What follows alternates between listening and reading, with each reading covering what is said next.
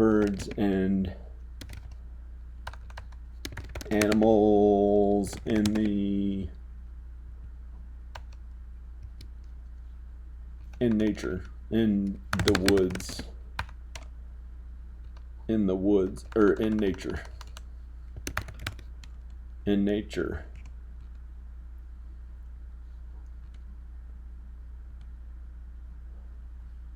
interior, Jimmy Sheehan's kitchen.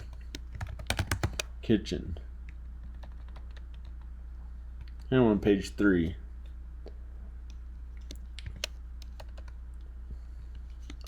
A coffee pot is making coffee. Jimmy gets a cup of coffee.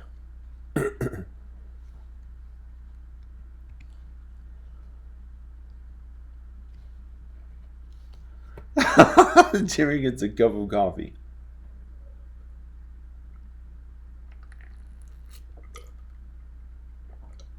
He's drinking his coffee.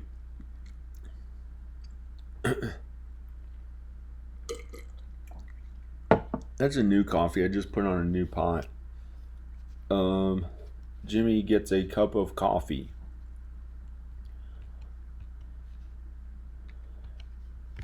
Jimmy.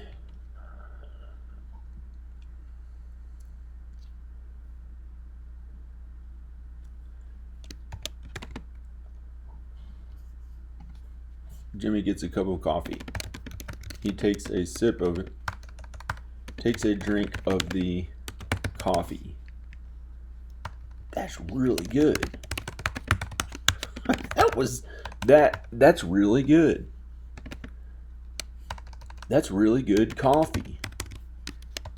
That's really good coffee. That's really good coffee. I'm happy again.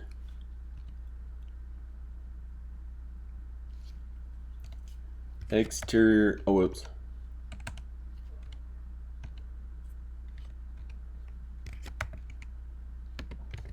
Jimmy Sheehan's house day.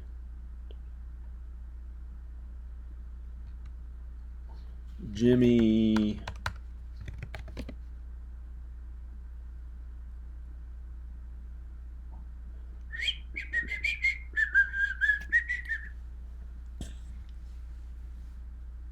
Okay. There's some song playing. It's going.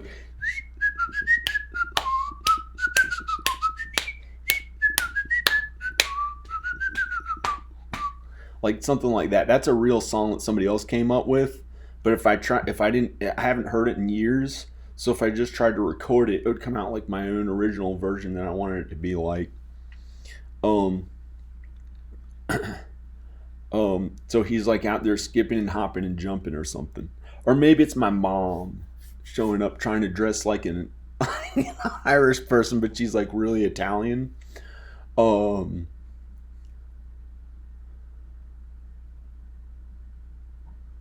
don't know if she wants to be in movies. I think that's something that she doesn't want to do or something, or does, or I don't know. Okay. I don't know if I want to write this whole thing. That's 2 pages. It'd have to be 100 pages.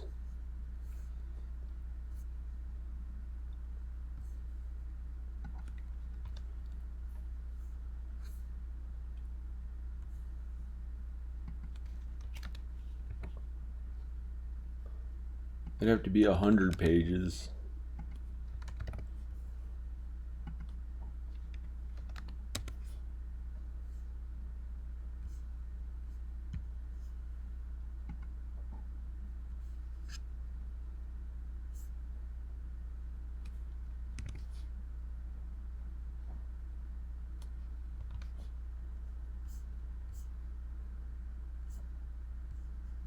Paid.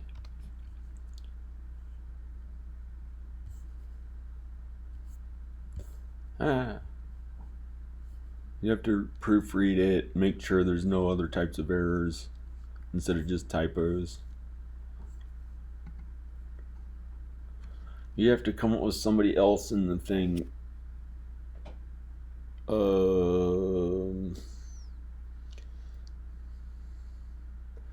would be in the... I don't know if I want to do it. I'm going to see how long this has been recording, because this is 100 pages that I have to write the whole thing.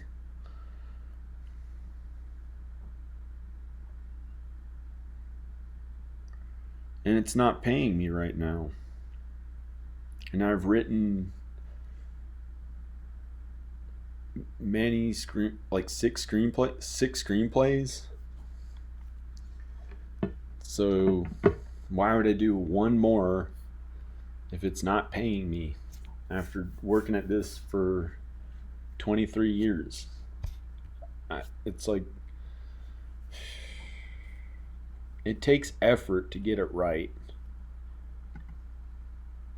And if I can help teach others, I might just teach people how to write scripts instead. And do this, like still do this and still do acting and stuff for fun and make a living at it. Or I might just really work at this really hard and make it make money. I don't know if I care as much about the filmmaking and the screenwriting and stuff. I'd rather just like have enough money and be retired. Or since I have to keep working at things, I might rather just be in really good shape and film anything and be like, hey, I'm cool. But that's too selfish. I can't do that. It's wrong. If I was working my health that much, I have to help other people with their health. I don't know.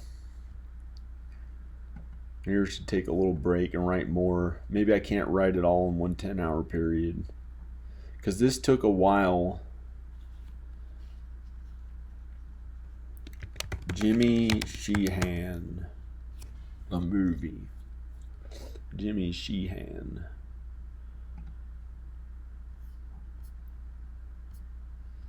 Oh, there's 2 pages. In screenwriting, when I was in, it would take me about 8 hours to do 15 pages. To get it right and to make it really good. Take about 8 hours to do 15 pages. So this is 2 pages. And I already have been awake this morning for hours, like a long time. I already did another video this morning, an hour-long video this morning. I wrote a page of script in that.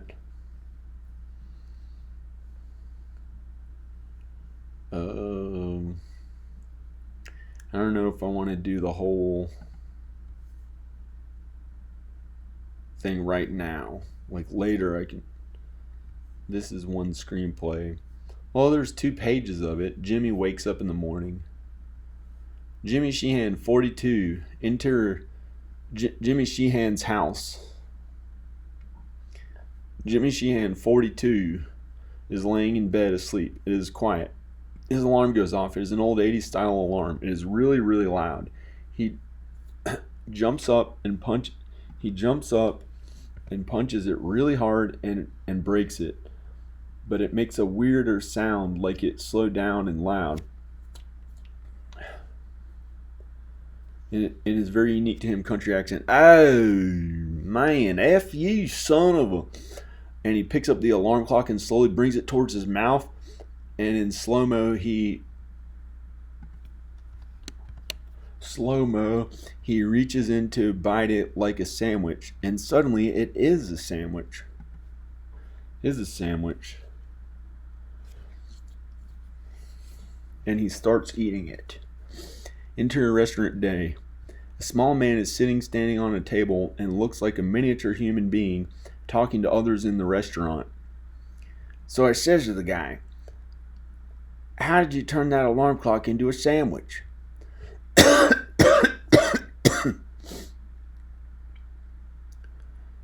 Enter Jimmy Sheehan's house day. The small man is standing watching Jimmy eat the sandwich in bed. I was figuring out a way that I could get the people in the restaurant without having to film at a whole restaurant and get all those people. Enter Jimmy Sheehan's house day.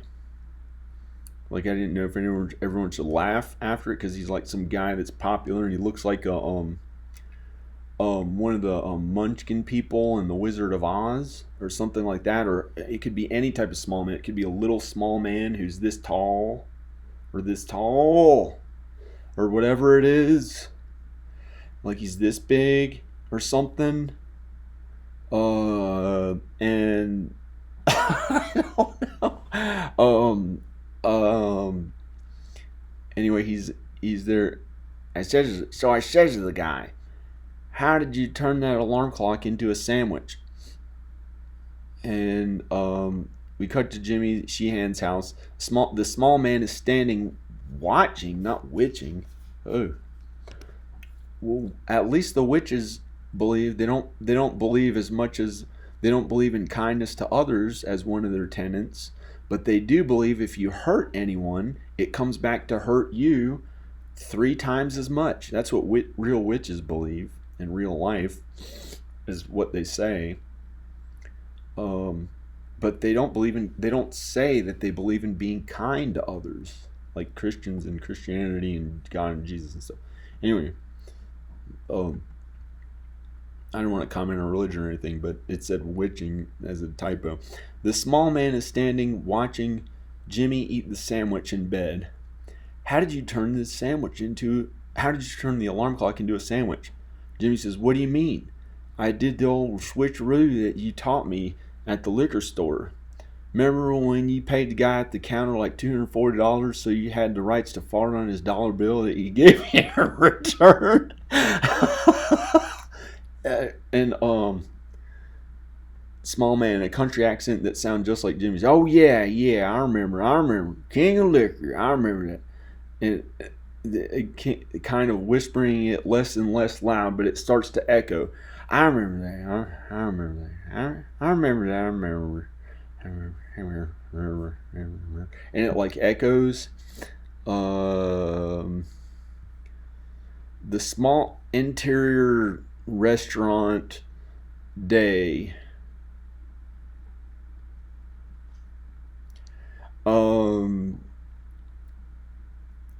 The small man is really sitting in a chair and is big now, and no one else, he's big now. It's the same man's face who you saw that was the small man, who is going to be what Jimmy's face really looked like. But I didn't go into all the details of that because it would have been complicated. And the small man is sitting in a chair and he's big now. And we move back and dolly back from his face to reveal he's all alone in the restaurant. And then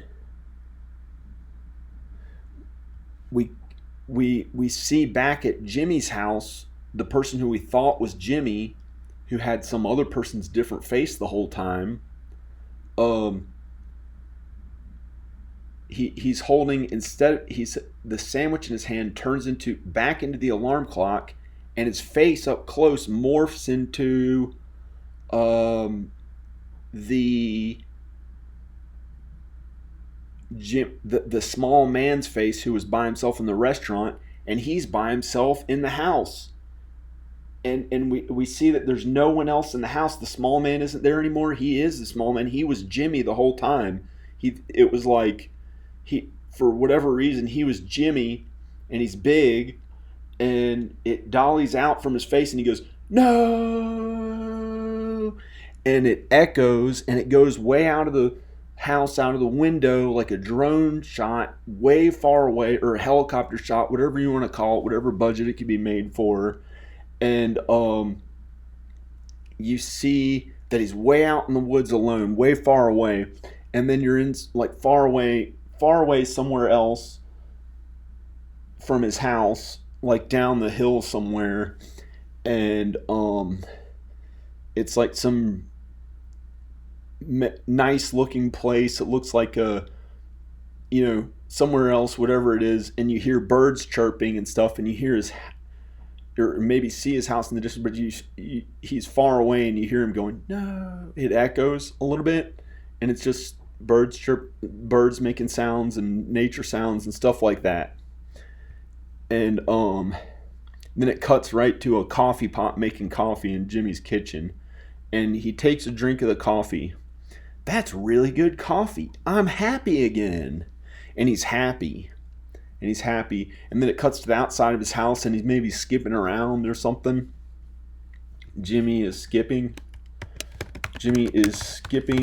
down a trail with a smile on his face. A dog starts running behind him, and he almost falls, and then he does fall, but does not get hurt, and falls off the path into a bush, and is laying there.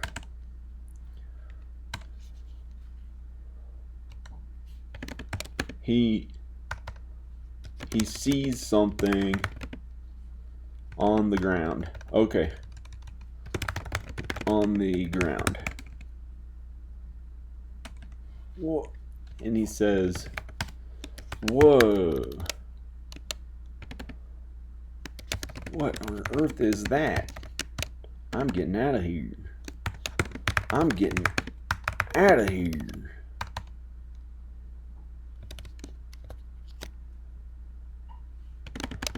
I don't even care what it is. Where's my children? Where are my children? No.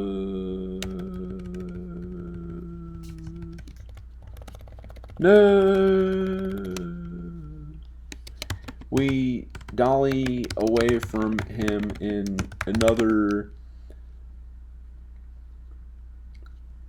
helicopter or drone shot. I know it's a drone. You just get a freaking drone for $100 or whatever, $80, and you can do the shot. We dolly away from him in another, or like a few $100s or something. You have a drone. Okay, great. You can do these amazing helicopter shots nowadays. Okay. We dolly away from him in another helicopter or drone shot, and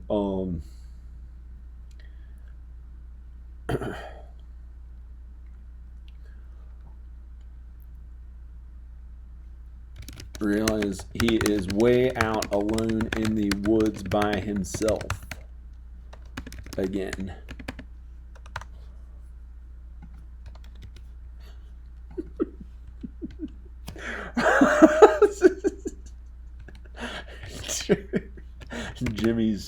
Jimmy Sheehan's kitchen day. The coffee pot is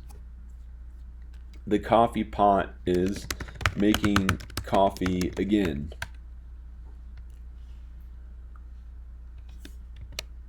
Jimmy's face is wide awake.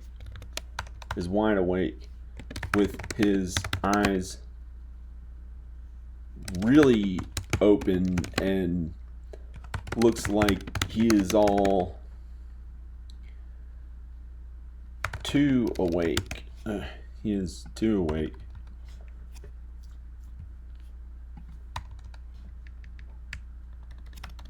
Okay, he's wide awake with his eyes really open. It looks like he is too awake.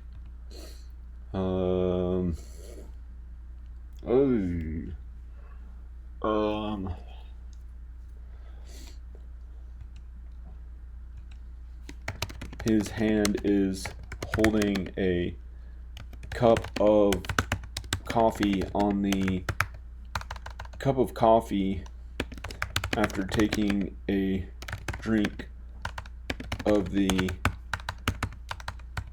coffee, and he puts it down on the counter while his hand is shaking, and it makes a rattling sound on the counter, and he can't let go of the cup. Keeps making a shaking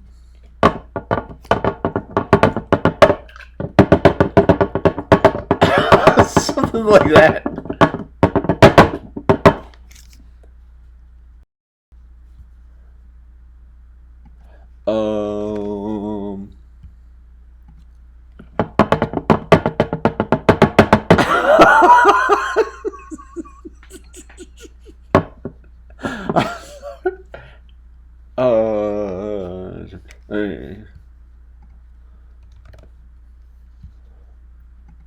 And he can't get low of the cup.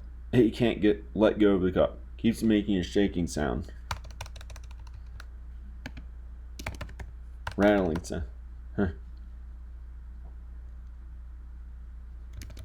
Rattling, shake. Rattling? Shaking sound. Shaking sound. Jimmy. How am I ever going to get to see my kids when every time I try to write their mom,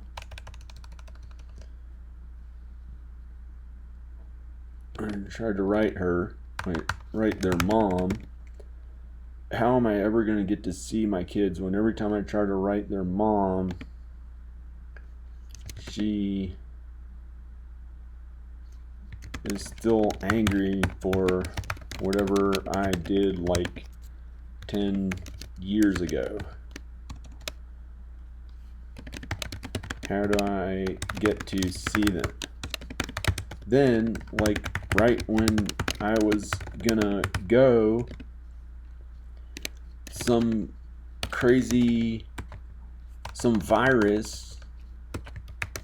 virus hits the whole world, and I am not supposed to travel there on today, March 14th,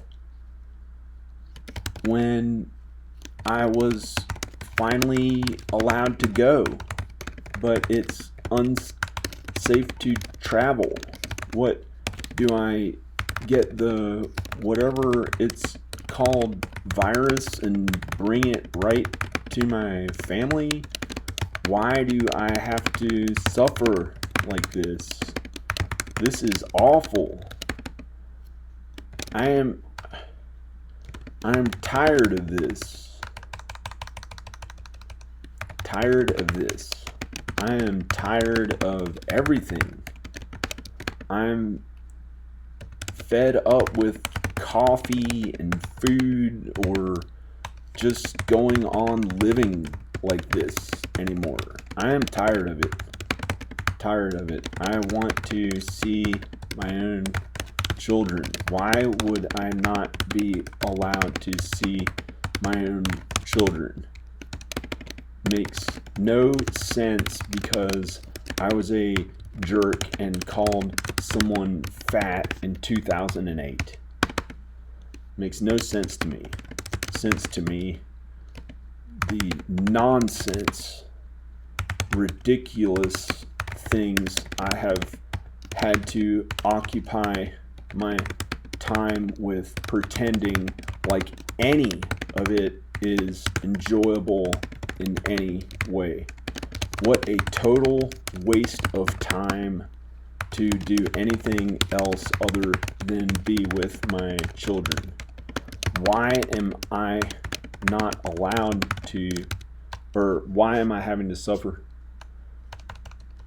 Am I having to suffer like this, writing relentless emails to be a good father, worrying about them hours a day, instead of being able to see how they are in real life, so it is more realistic for me to be a good father, more realistic to be a good father and be myself and have regular happy feelings instead of such lower lows and not feeling as good in general for most of 2 years. Felt like I was going to die from being so alone and so sad for so long, literally depressed, and looked up horrible depressed type of things on my computer every day for more than a year, but wouldn't physically hurt myself because it is scary, like if I died, or why would I hurt myself in any other way? But the fact is, it took a toll on me, and the only thing that motivated me was the idea to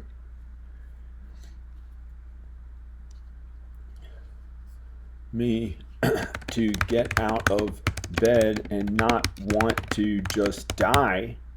It felt die was the idea that my kids and their mom may want to move back to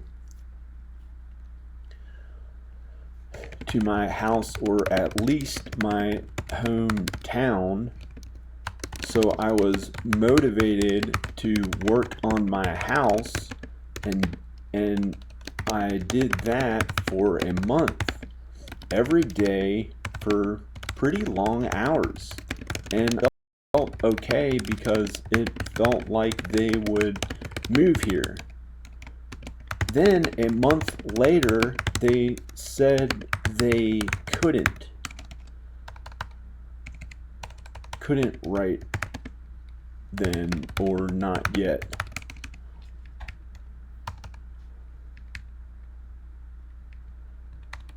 So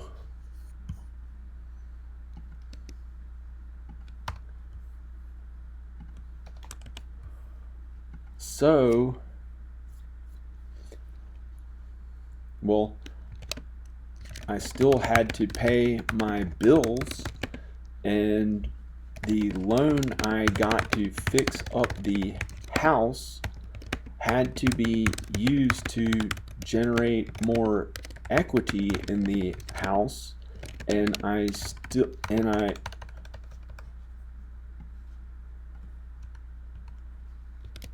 equity in the house to so I wouldn't personally die, because I have to work too. Can't just sit there and do nothing. But instead, I worked 4 times as hard as I would have at a regular job, and literally did years of work in about 8 months since starting to work on this house again.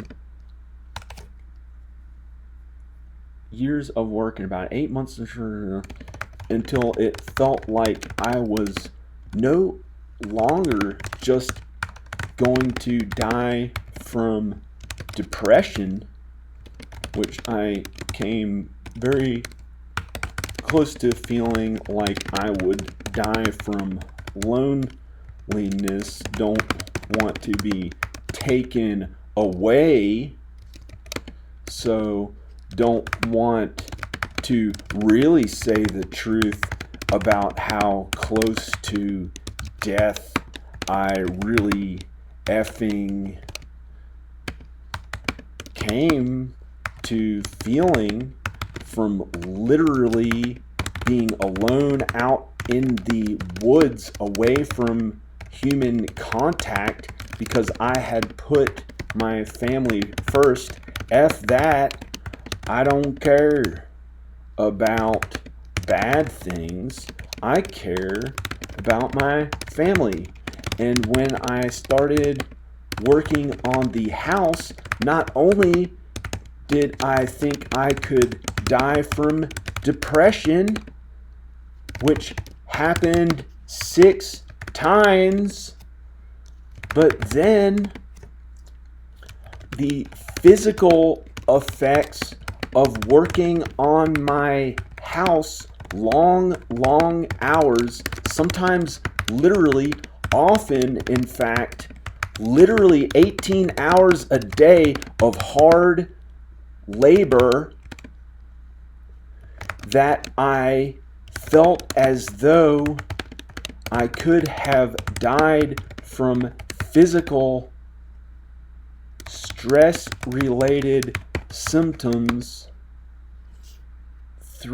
at least 3 times, maybe 4 times, because of working and working and working and working on hard labor until I was almost effing dead. Sorry. And then I couldn't breathe very well and had to see a doctor. And still there was pressure on me to work hard on something like who cares if he dies, or something like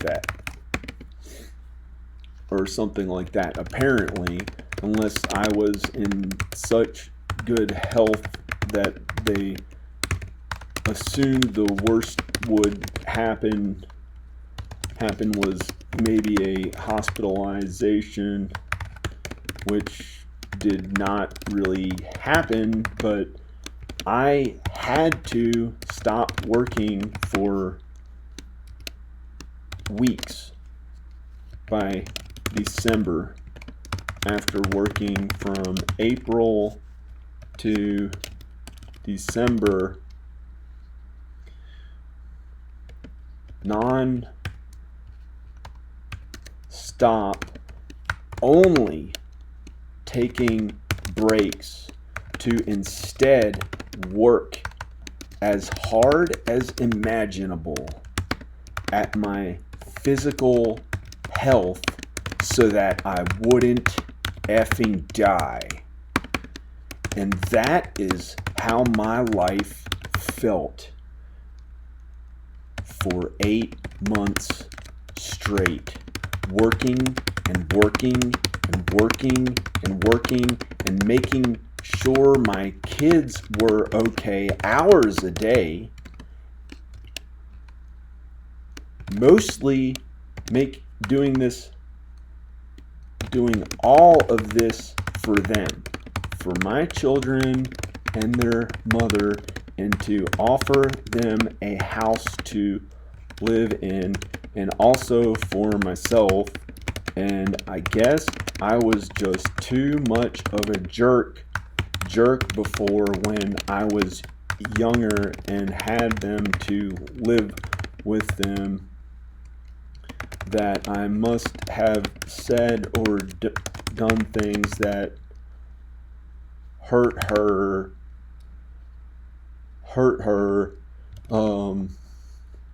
in some way that I am still having to suffer, or was still having to suffer for. And hopefully that's all okay again, because I literally only got aroused by one woman, not going to say who, hint, not going to say who, literally only aroused by one woman for more than a year, for up to 2 years, with her mostly neglecting me or bad talking me, or sometimes here and there talking to me in an okay way, but generally me sending about 20 messages, or maybe more like 5 or 10 messages for every message she responded to, and the kids were barely responding to me for a while, but now they do more. They talk to me more, respond more. Anyway, took a relentless effort until I thought I could die about 12 times, but I think that was wrong, and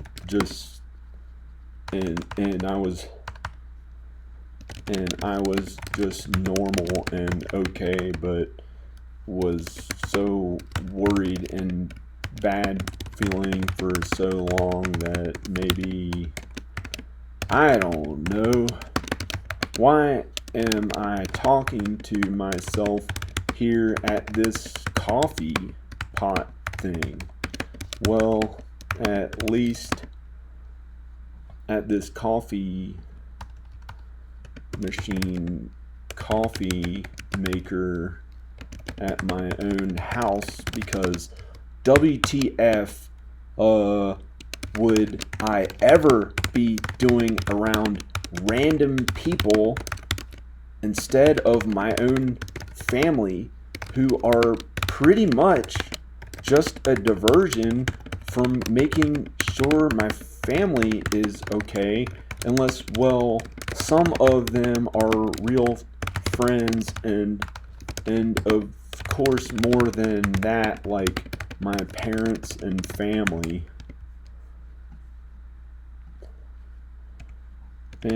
Well, I care about them too, but to be not my family and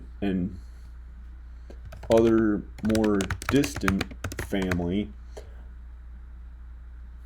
I care about them too, but let's be honest, my kids and their mom, or wherever I'm allowed to call her, my wife. Let's just call her my wife.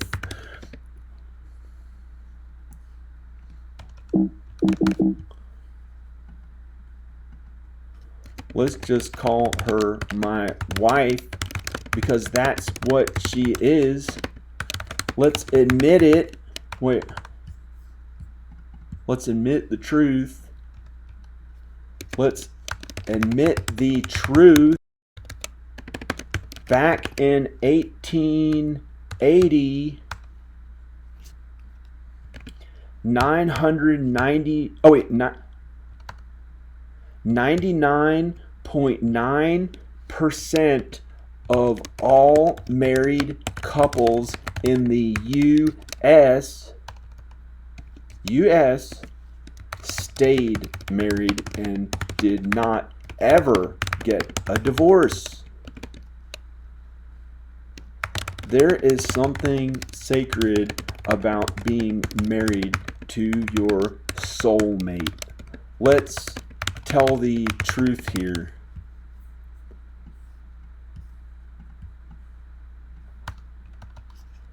Let's tell the truth here. Life is not all easy. Do you expect to go to a greener? Do you expect to be a fair weather person instead of what is most important, even when it gets difficult, or more than difficult, that's just life. You don't trade in your closest,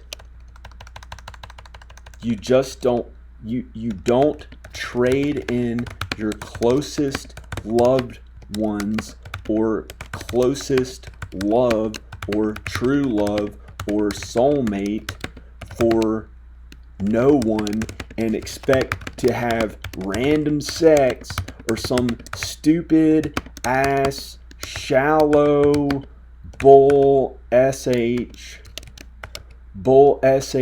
way of life because you can't admit that life gets difficult sometimes, and it is a really, really bad thing that people get divorced, and I hate that word, and it should mean something nice and different and happy and not what it originally meant.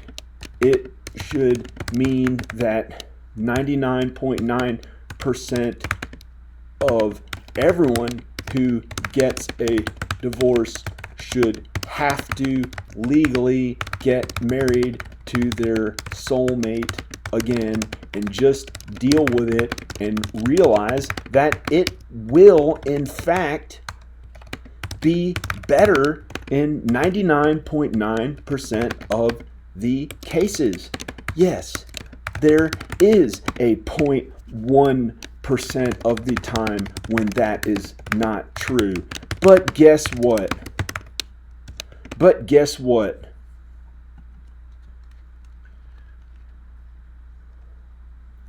That pretty much does not pertain at all. Almost all marriages should stay together.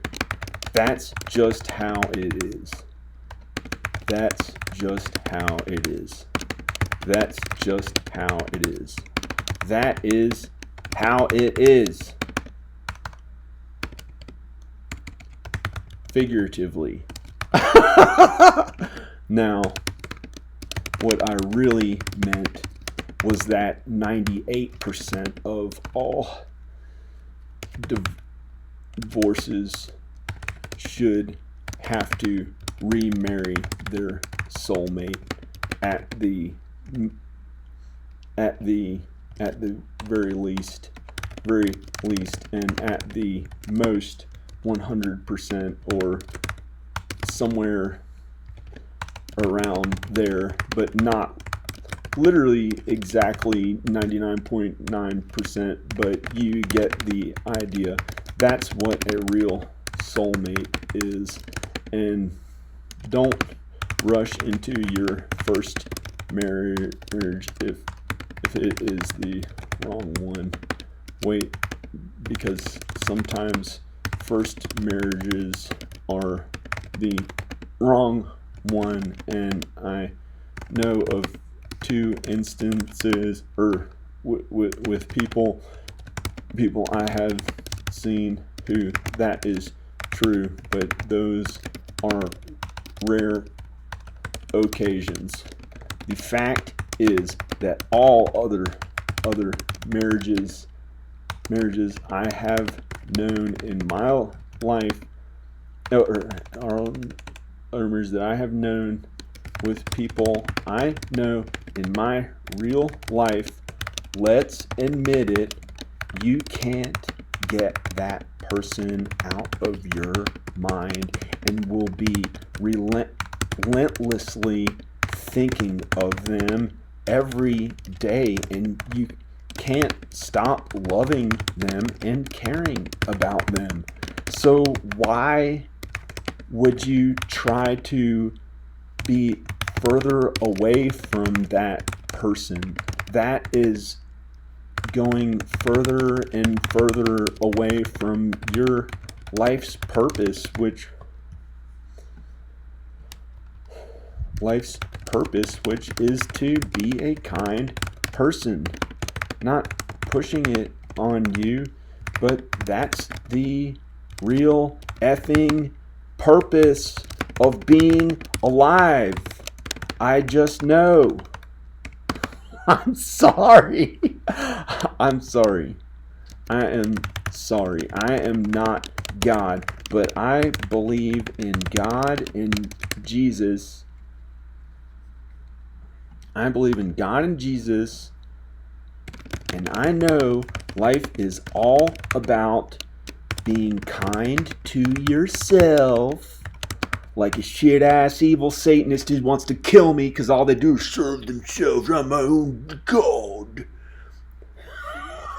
Sorry, somebody's going to kill me for that. Those people are mean and evil. And if you say that their way is wrong, they're going to hurt. They're going to try to fucking hurt. So ridiculous. It's wrong. You're hurting yourself. I've been mean and evil too. Or sinned.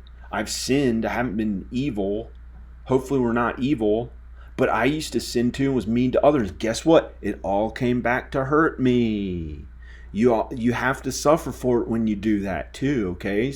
So let's get along and be friends and don't hurt others because it hurts yourself. That's the dialogue. That's not me talking. That's Jimmy. I'm thinking of the dialogue he's going to say.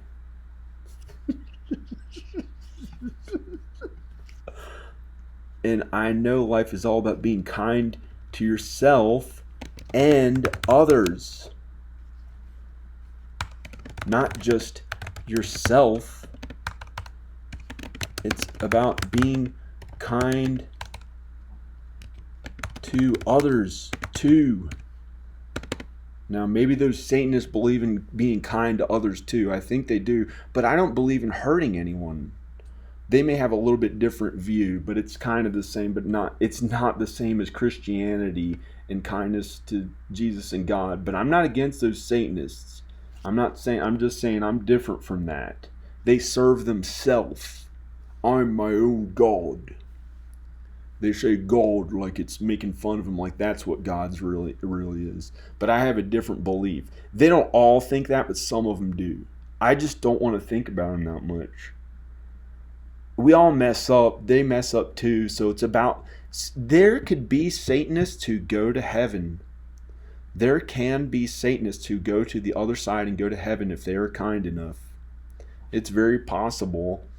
It's less likely, but it's possible if someone is kind enough and they happen to wear those Satan symbols and act like they're a Satanist and stuff.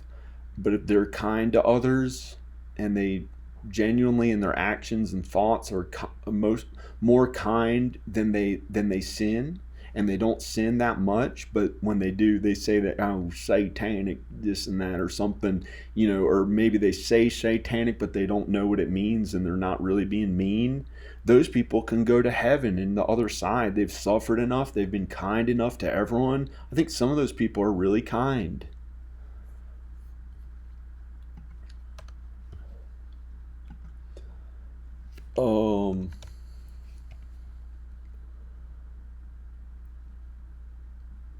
That's my screenplay I'd like to write into here. Anyway, this is 9 pages. So then he says, oh, the coffee.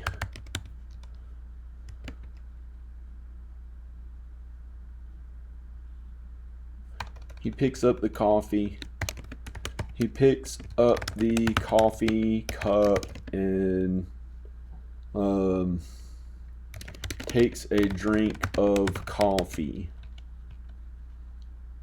And then he keeps talking. Jimmy.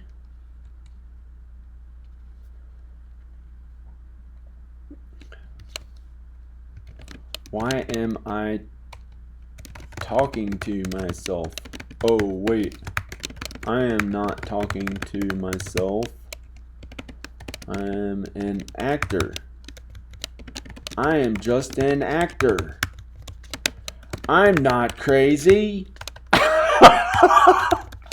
I am not crazy. Well, I really am not crazy, and I am not mean at all. I am nice, and maybe I am just rehearsing my acting lines, okay? Maybe I am gonna be in some big movie and rehearsing a big monologue, or big, or well, big in the way that big is good, and good, but doesn't have to be some big powerful person who is any better than others, but like big in the good way, like bigger than them, like bigger than them. When people say that, when people say that, and they mean you don't need to be as mean as others.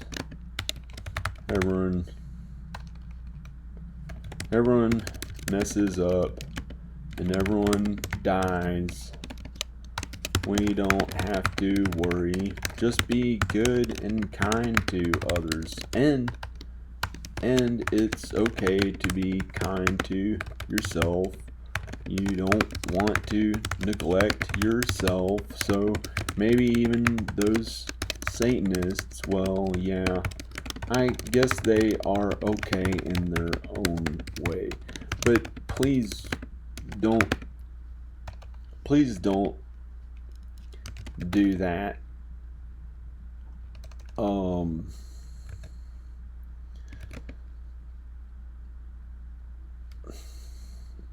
Please don't do that, being mean to others. That is bad. You don't ever have to be mean to others. That's just how it is. I am a pacifist, not a baby. Maybe I can be kind to babies, but I am a pacifist, meaning I do not believe in hurting others. Yes, I mess up too sometimes and am mean, and I am so sorry, but sometimes I have hurt people. I'd like to say inadvertently, but lost my temper, but that's really not the right way to do it, and I found that it comes back to hurt yourself. I really learned that.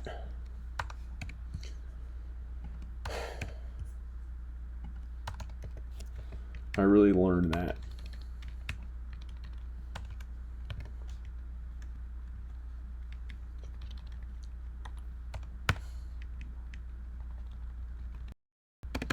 I can't tell all of you how grateful, how fortunate that I am that I got to a place where I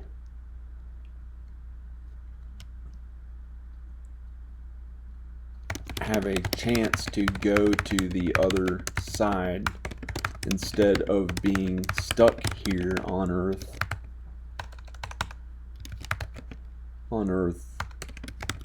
Where when some bad people are meaner, are more and more mean, or meaner, however you say. You don't have to say in perfect English, but I just happen to do that sometimes, but I don't always. When some bad people are mean to others and make too much of a habit, well, maybe there is a chance they can be okay again, but some of them take it too far and may not be able to be redeemed, and the punishment is staying here on earth in this lifetime, or being reincarnated to live again, to suffer again through a lot of bad feeling, learning more and getting to where you can go to the other side. However,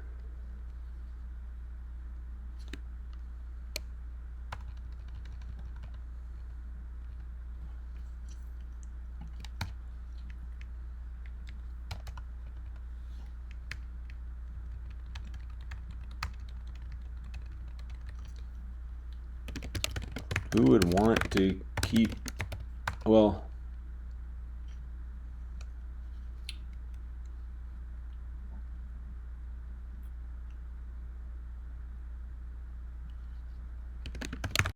there are people out there who may be too far gone, and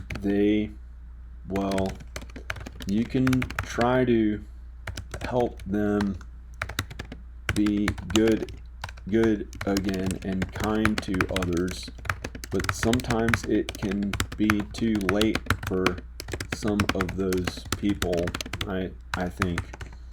Well, I hope they only have to suffer in hell underground in the 99.9%. Oh, 99.9%. Oh, wait. That. Underground in the vastly unexplored earth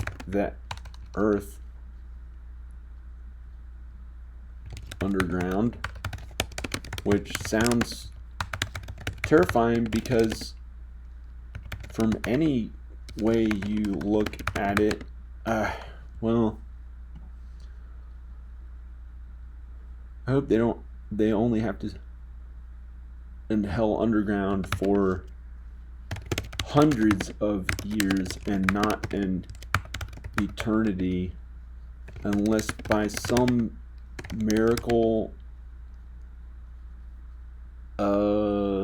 they figure it out before.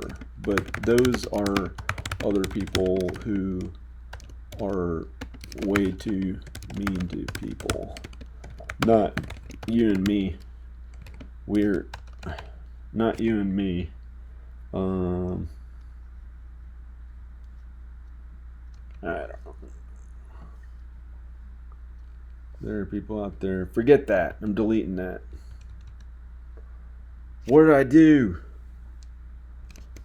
You're not supposed to mention hell. What is it? Not supposed to say that? Oh. Delete that, okay? Okay, maybe there's no hell. Maybe there's no hell. How could that be that there's no hell? Have we proven what's down in there? Have we proven what's inside this whole huge... That we only... This little thin surface this big is a huge place that we have barely been able to go down this far into the earth. And how do we know what's inside there? I don't get it. If somebody could prove it to me, oh, it's the core. How do you know? Okay, maybe there's just a core inside the earth and there's no hell. Maybe there's no hell. Ugh, I can't imagine. If there was no hell, what would I do? I'd try to get my family. And I'd keep being the same. I don't want to hurt anyone.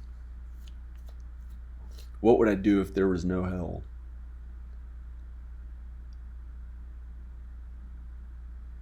I've felt heaven. I have felt the way that it feels, and it's not from this earth.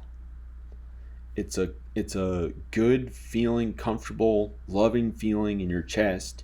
And if you've ever felt it, it's not your physical body. It's well beyond your physical body. However you look, however old you are, or young, even old people can look kind of young and stuff sometimes. It's no big deal or a problem. Or the thing is, it's a feeling. Have you felt that in your chest? Have you felt that?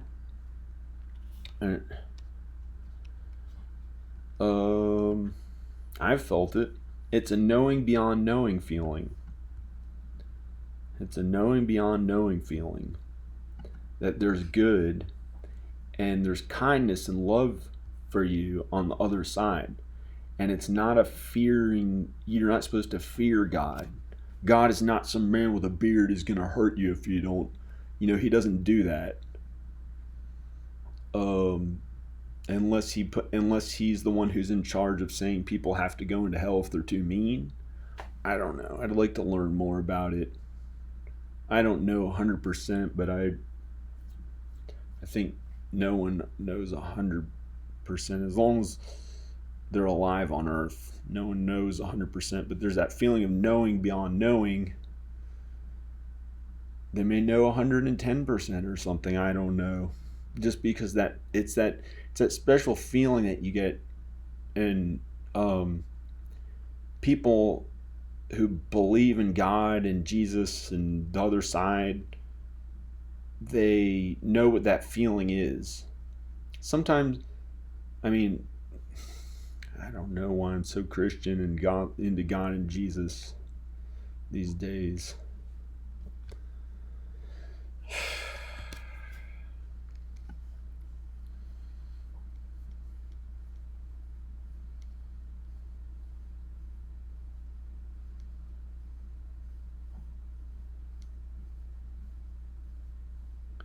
Am I supposed to pretend that I don't believe in God and Jesus and pretend that I don't believe in hell so that, or I don't get, so that I can get along with my kids and their mom? Well, my kids believe more in God, but she was raised to believe in God. This is in my screenplay. I'm not saying it's real true about my life. I think I'm writing dialogue as I speak. For the screenplay. Yeah, I'm in Los Angeles. I'm trying to do a movie. I'm trying to never mind. But the thing is, why I don't get it. I think God does things in ways that we can't even understand sometimes. Like, I think I'm so kind and good and Jesus-like, and I think I wasn't supposed to write any more of that about hell. I was supposed to pretend that it doesn't exist, and maybe it doesn't exist. I think maybe in some way it doesn't exist. Or because I've had to do something out there politically that was mean. That was really mean. But I think somehow it helped keep the country safe. And I couldn't imagine why I was having to do it, but I thought I'd be taken down to hell and tortured for about a few hundred years. I was very sure. I could see some of the people come up from hell and stuff. But it was all in my mind. Then the worry went away and I didn't see that stuff anymore. I didn't worry at all. So maybe there's no hell on the earth. I don't know. I don't know what it is. This is a huge universe and multiverses and all sorts of dimensions and all sorts of stuff. So it's like, I think we don't really have a grasp of what it really is on earth. I think we don't really have a grasp of, I think there's some ways we can know, but we may as well not be worried about some hell that,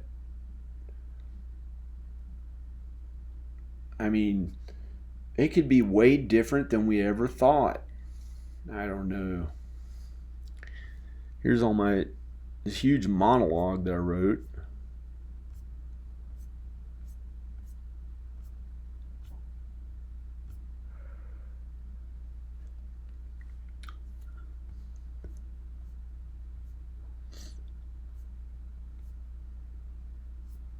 Here, hey, get rid of some typos. Maybe, or just leave it. Ugh. I'll get rid of some typos. I'll get rid of the typos.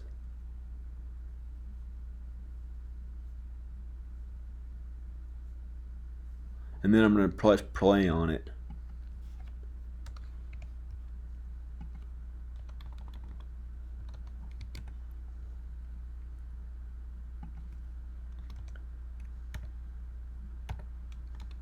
Ah.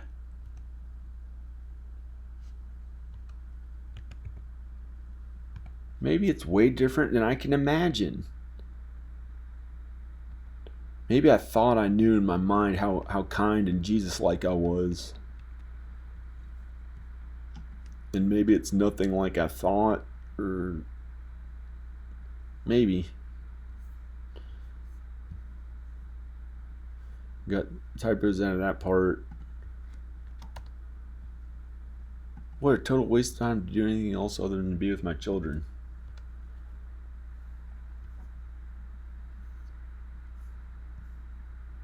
I wrote the first 10 pages of a movie.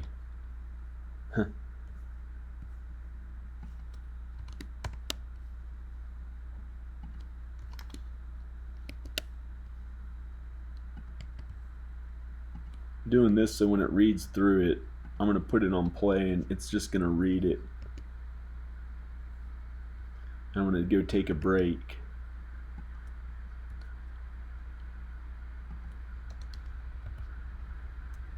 I'm going to finish the dialogue a little bit.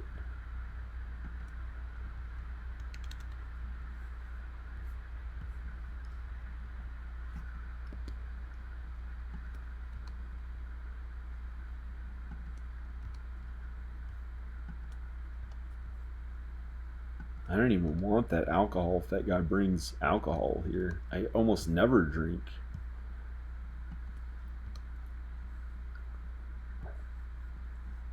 I guess it's okay to drink here and there. Yeah, it is.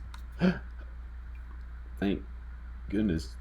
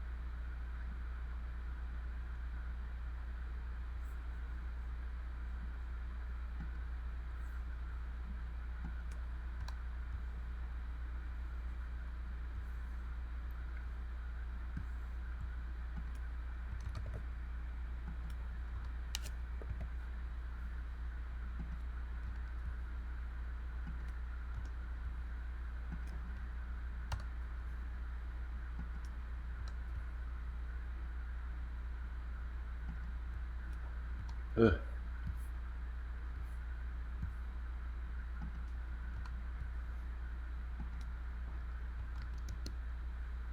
I don't even want to think about it anymore.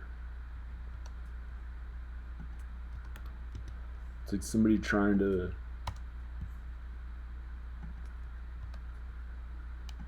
It's like me supposed to realize, oh, everything I've always worked hard at my whole life. Well, my movies are good, but like the famous people, I don't know about that. That's just these other random people that do it that could be good or bad. They're real people though. Some of them are good.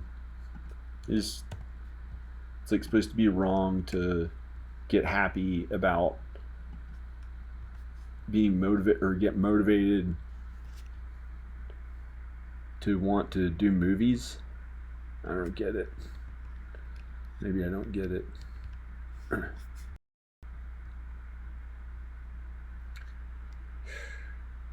Tired of doing this. Okay.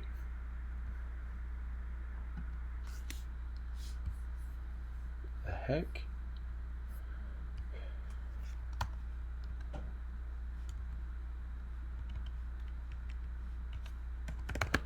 Long pause. Long pause. Has an ecstatic. Oh, whoops.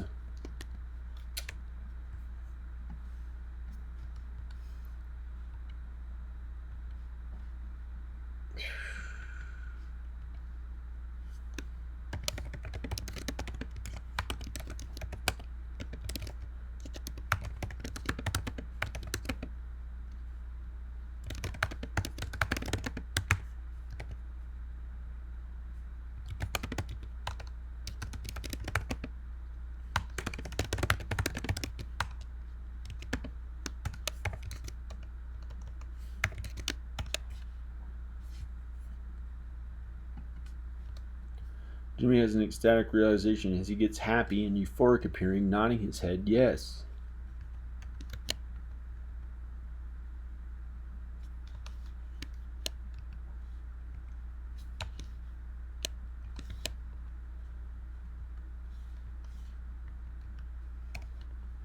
Ugh. It's like going slower. I'm clicking on it and it takes like 1 or 2 seconds to do what I said. Sorry. It should be like just like write a whole screenplay or something. Sorry. I'm sorry. Sorry, I'm a jerk.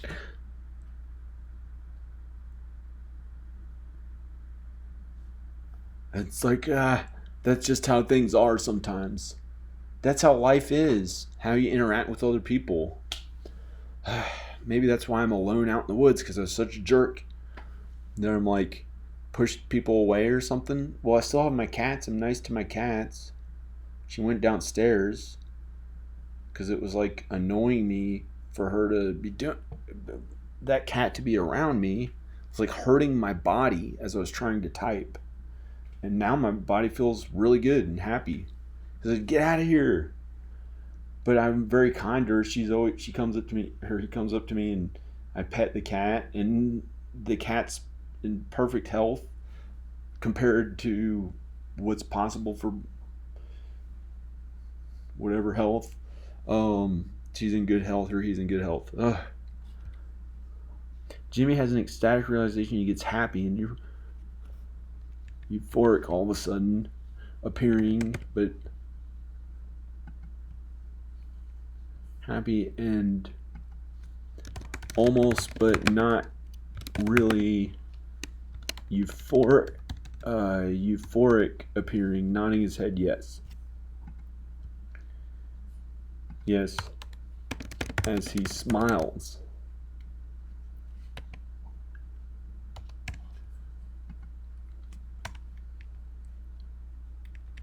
Okay. Wait, man, no. Hey, wait a second.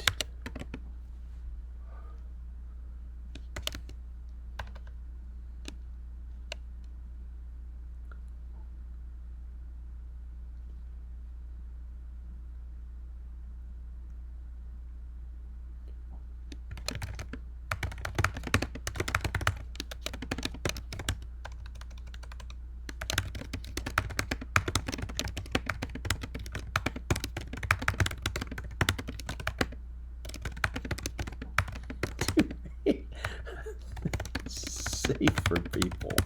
There's this one, I just thought of something. There's this one time I had to be really mean out there, like really, really mean to make things safe for people,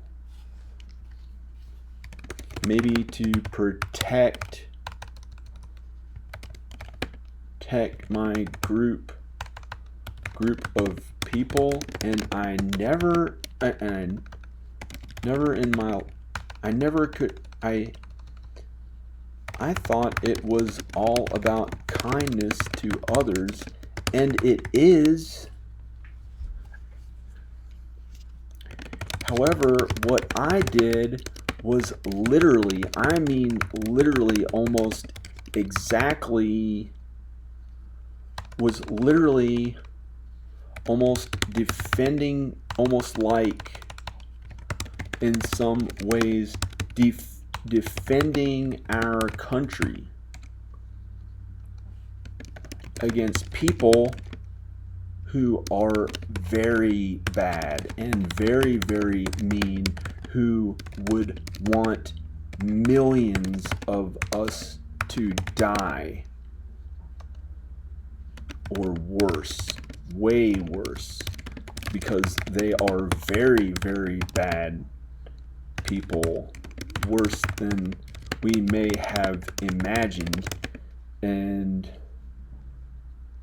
I had to act in a way to defend us from those people. Defend us from those people.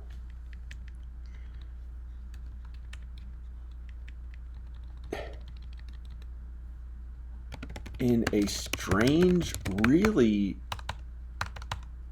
really, really weird way of doing things that I could have never imagined was something I would think was good, because it was so mean to others, intentionally almost. But literally, I did not realize why I had to do it. Just knew that I had to do it for some reason, and I didn't believe in it at all, but I had to, and hid deep inside my real feelings for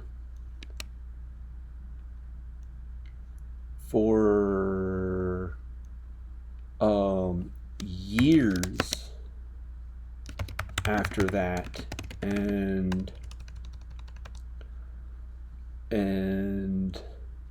was very difficult, and again weird and different than I ever believed in, but I guess it was than I ever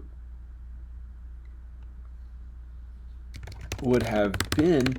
But I guess I was weirder and more bad, and not more bad, but like I was weirder to begin with for being so uncharacteristically kind to others in my political beliefs, that I think it was just too unrealistic to make that a reality on earth, because I am not God, and it's not good for me to play God and try to enforce a perfect world without sin, with everyone holding hands and getting along and kind to one another as equals across the entire globe. Because you cannot try to mandate perfection and mass socialism well, you cannot try to mandate perfection and lack of sin on all of humanity. Just not possible. The only one without sin is Jesus. The only one without sin is Jesus. Especially considering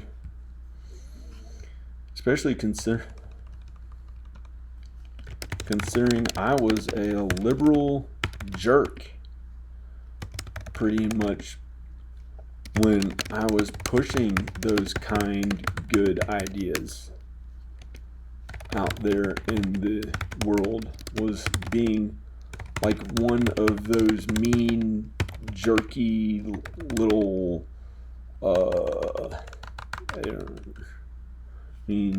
jerky little, well, mean people who was not kind myself.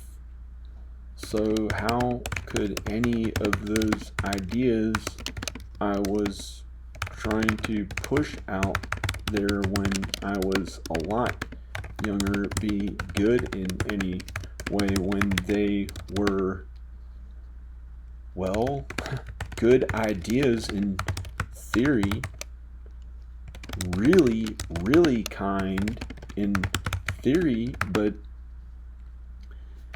you can't just sit down and have a cup of tea with a terrorist named Bin Laden, can you? No way. Not possible. That guy is dead. He is dead. Am I crazy?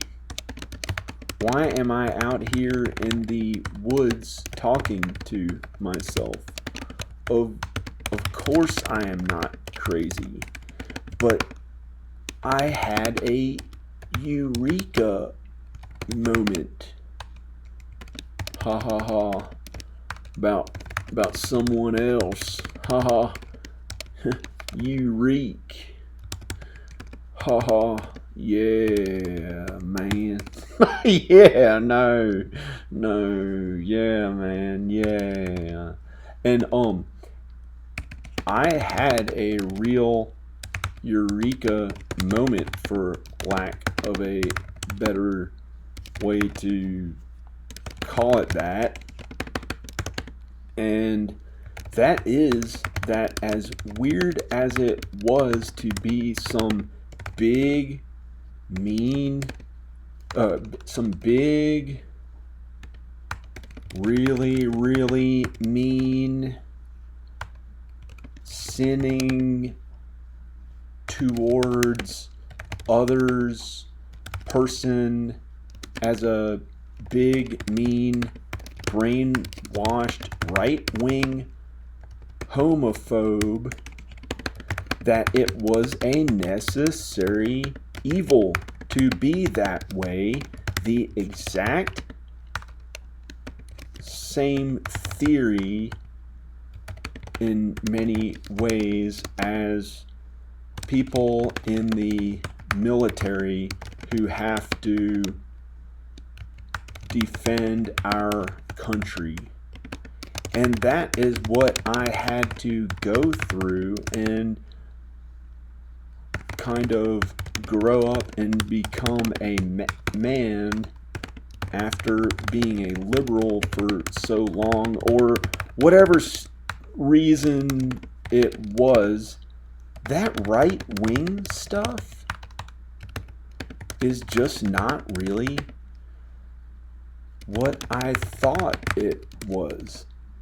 Because some right-wing stuff is the most kind, good, godly, Jesus-like kind of beliefs that there are, like good family values. are like good family values. That's right wing. But I was a liberal my whole life and didn't think about that one. Maybe I didn't know what I was. Maybe left wing is right wing. Maybe right wing is left wing. Did you ever notice how white liberals make jokes against minorities sometimes and just live that way? Did you ever notice that Republicans don't sometimes? Did you ever notice that liberal ideas are very kind a lot of the time to others? Did you ever notice that there is nothing wrong to me about being kind to minorities or being kind to white people who are all strangers and who, besides family,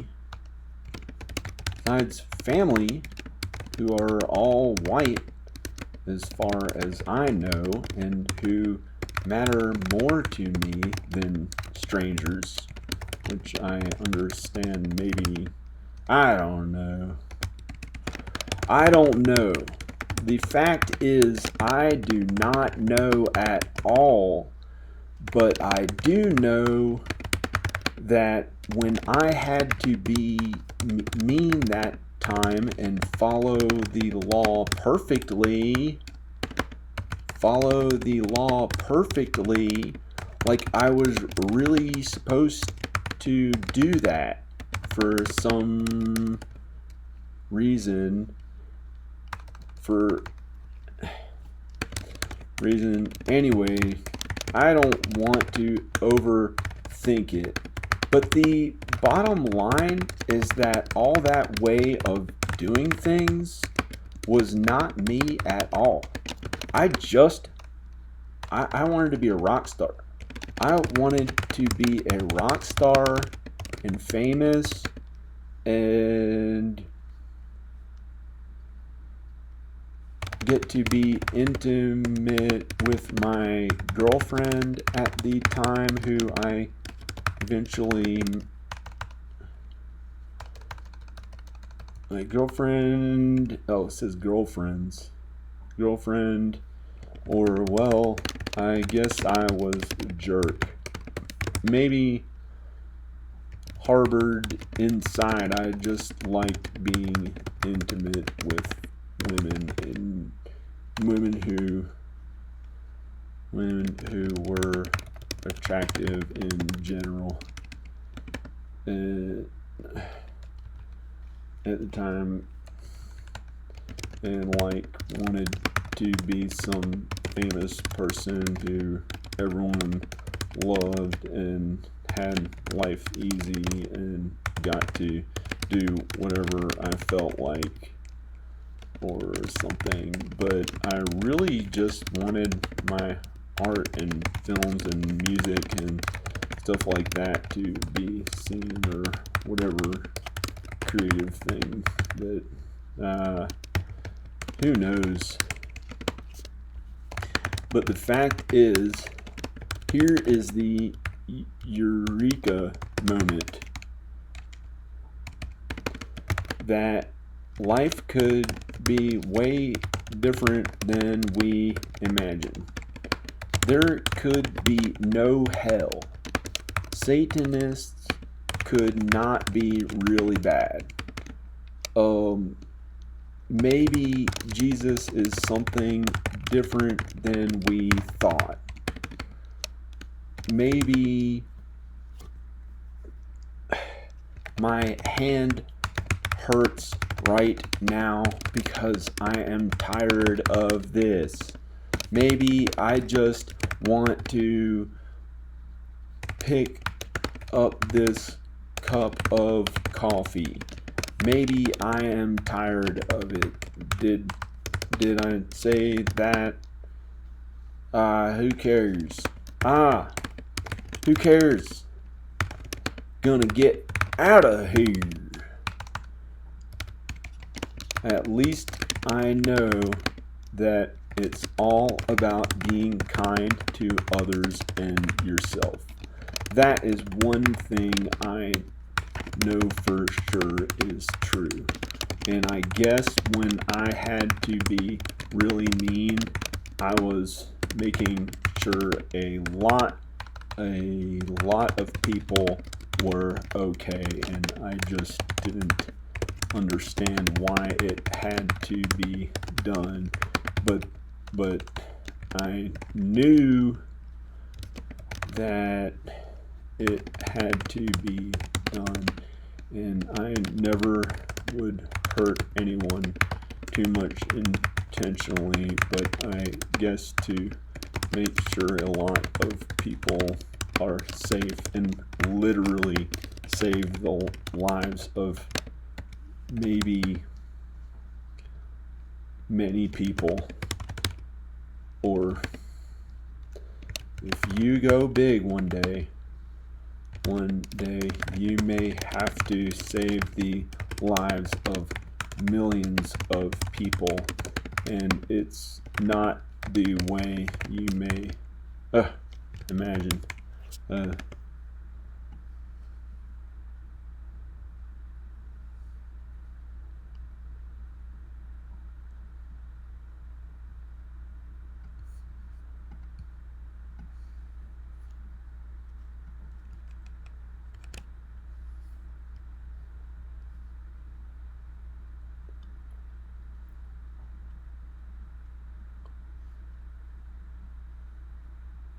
This like hurts my hands to type. I'm tired of it. Oh,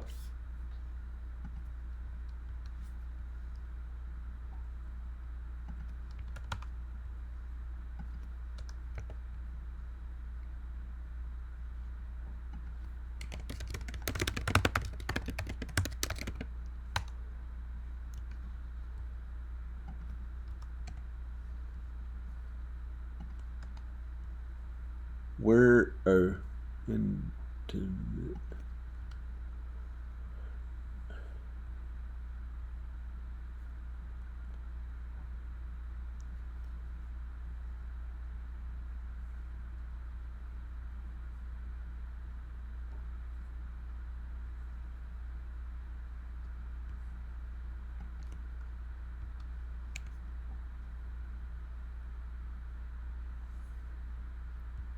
Did you ever notice that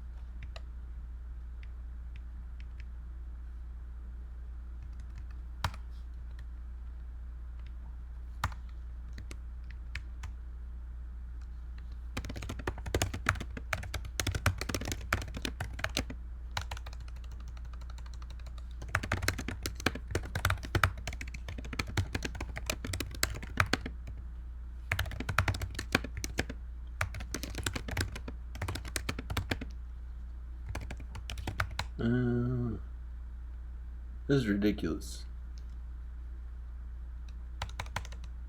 I don't believe there's any reason to ever hurt anyone. If you go big one day, you may have to save the lives of a million people, and it's not just the way you may, and it's not just the way you may. But that's ridiculous. I want you to know that I do not believe in violence towards others. I do not believe in hurting anyone. I do not believe in using weapons. But I had to make sure people were okay, and I don't understand why, but I don't like it, and I really don't want any part of it, because I believe in kindness to others, and I cannot understand a world where you are expected to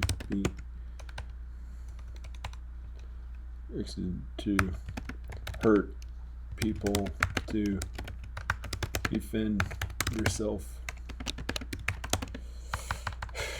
I really don't get it. I just don't get it, and would rather not be a part of that.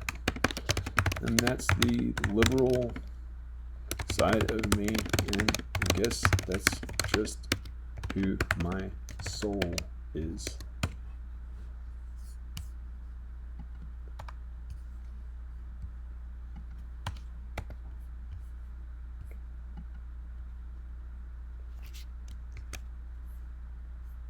But hey, you gotta be a right-wing military and shoot someone in the fucking head. I'm sorry. I'm sorry.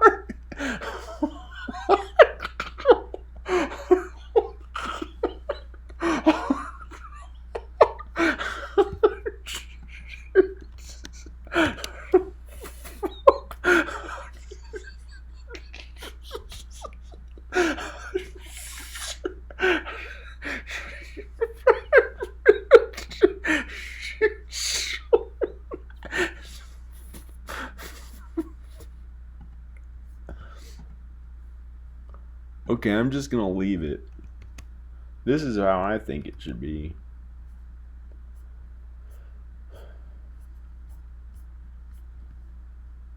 Okay, I happen to be a liberal a little bit. So what? We're allowed to do that in America. I'm not protesting against how it is. I think it's supposed to be that way.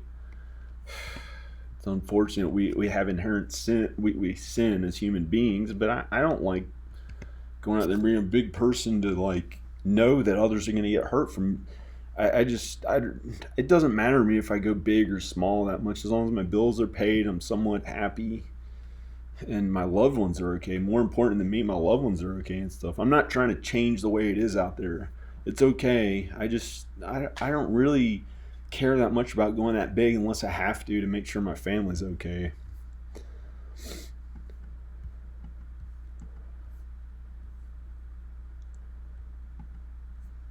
So I'm going to leave it at that. They're not going to kill somebody for being a little bit liberal. I've already stood up for all their whatever it is. That's how I feel. Believe in kindness to others.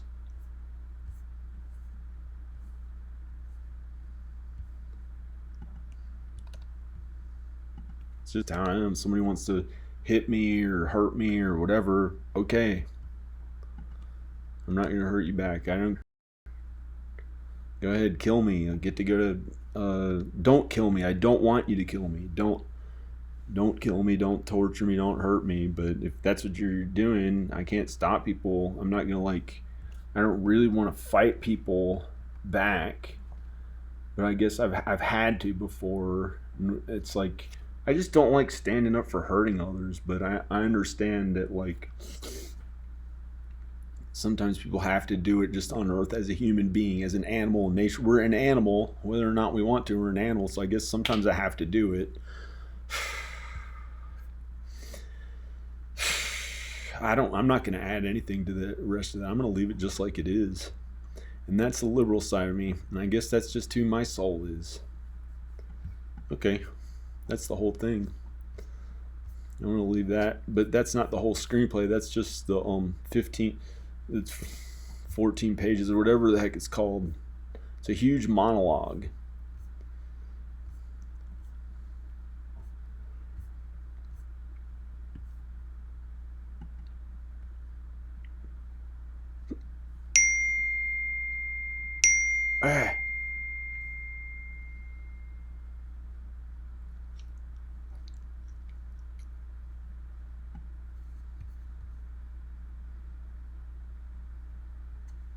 Throwing these messages away. Wait.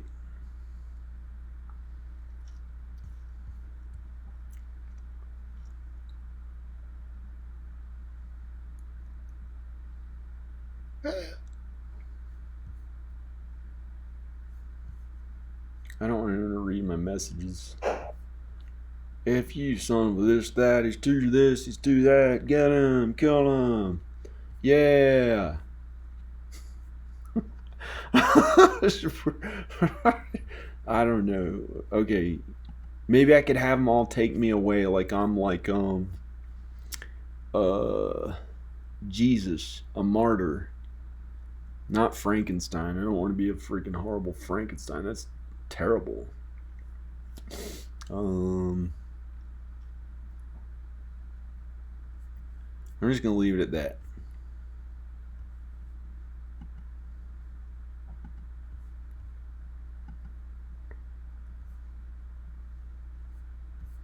This is the first 14 or so pages of it. See how long this video has been on for.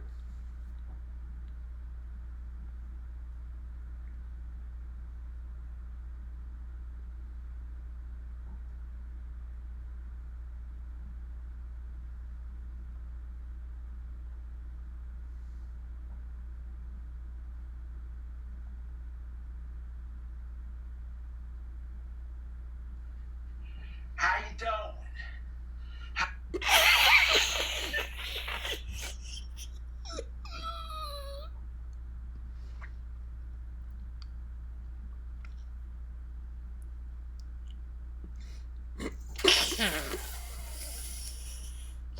I'm gonna turn this off.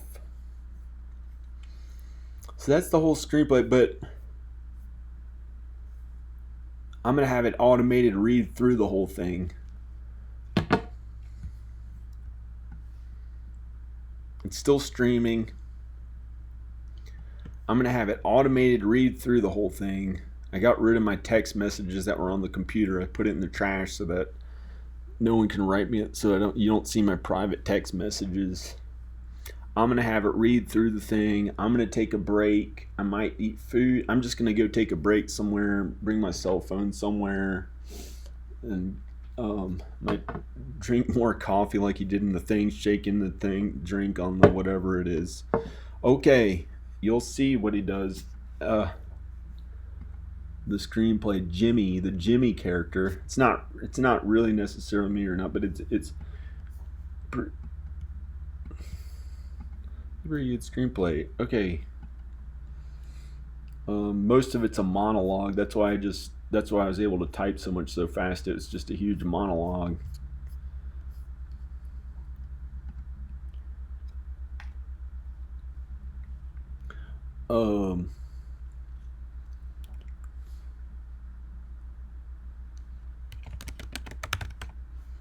Voice control.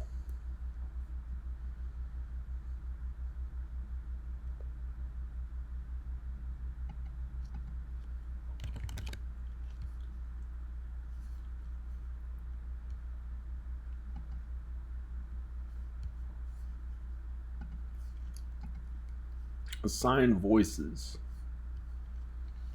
Jimmy.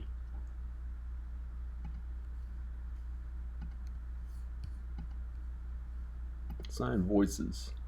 Small man, man 2. Narrator, assigned voices. Narrator.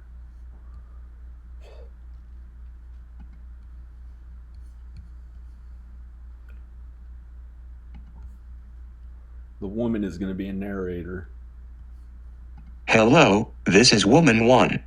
No, it doesn't sound like it. Hello, this is woman 2. What is this? Hello, this is girl 1. Hello, this is woman 1.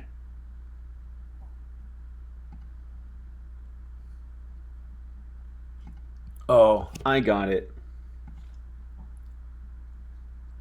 Hello, this is Alex.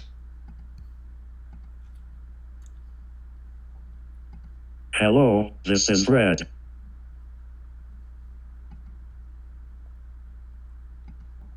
Hello, this is Diego. Hello, this is Diego.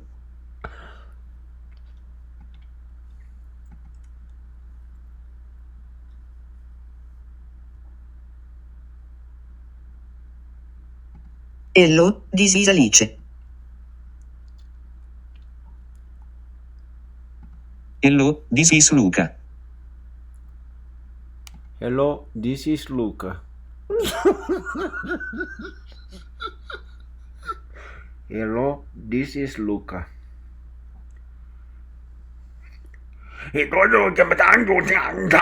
Capitán.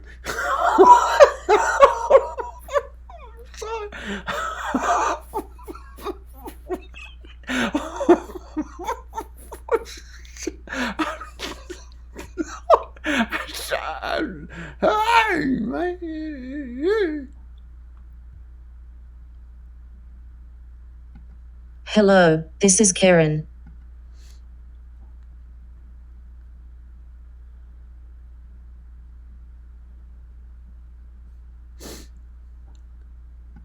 Hello, this is Ellen.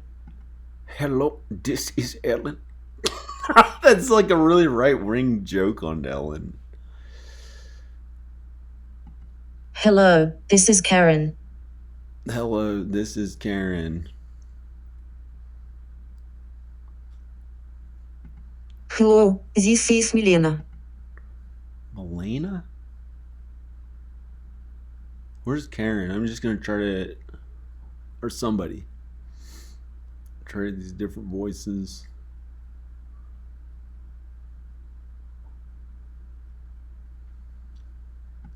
Hello, this is Laura.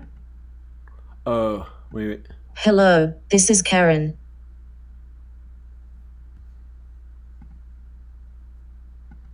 Hello, this is Karen. Hello, this is Karen. Hello, this is Karen. Hello, this is Karen. Hello, this is Karen. Hello, this is Karen. Hello, this is Karen. Hello, this is Karen. Hello, this is Karen.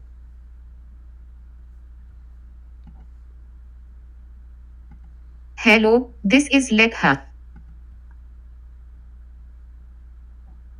Hello, this is Lick Her.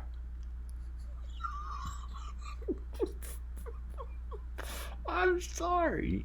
I'm just finding a female voice. I'm getting out of here. Hello, this is Nora. Hello, this is Tessa. This is Tessa.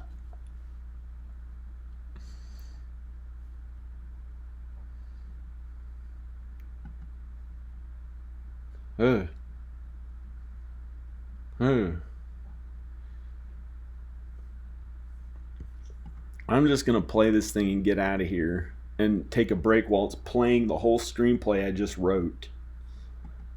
It's only 14 or 15 pages, but I might write the rest of it when I come back. I don't know, because a lot of that was just a monologue, so it was easy to keep typing through. I may end at this. I'm just gonna play the thing and then I'll see.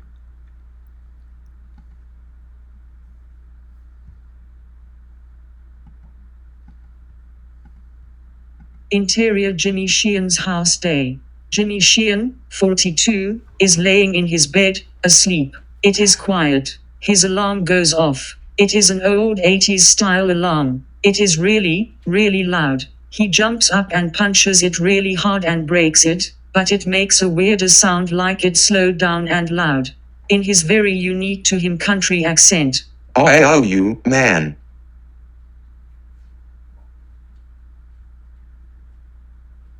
F you, son of a. He picks up the alarm clock and slowly brings it towards his mouth. In slow-mo, he reaches in to bite it like a sandwich, and suddenly it is a sandwich and he starts eating it. Interior restaurant day. A small man is standing on a table and looks like a miniature human being, talking to others in the restaurant. Soy 6 to Tegui, how did you turn that alarm clock into a sandwich? Interior Jimmy Sheehan's house day.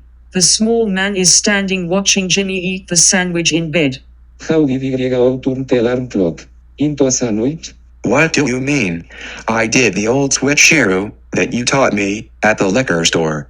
Remember, when you paid the guy at the counter like $240 so you had the right to fart on his dollar bill that he gave you in return? In a country accent that sound just like Jimmy's. Oh, I remember, King of Liquor, I remember that.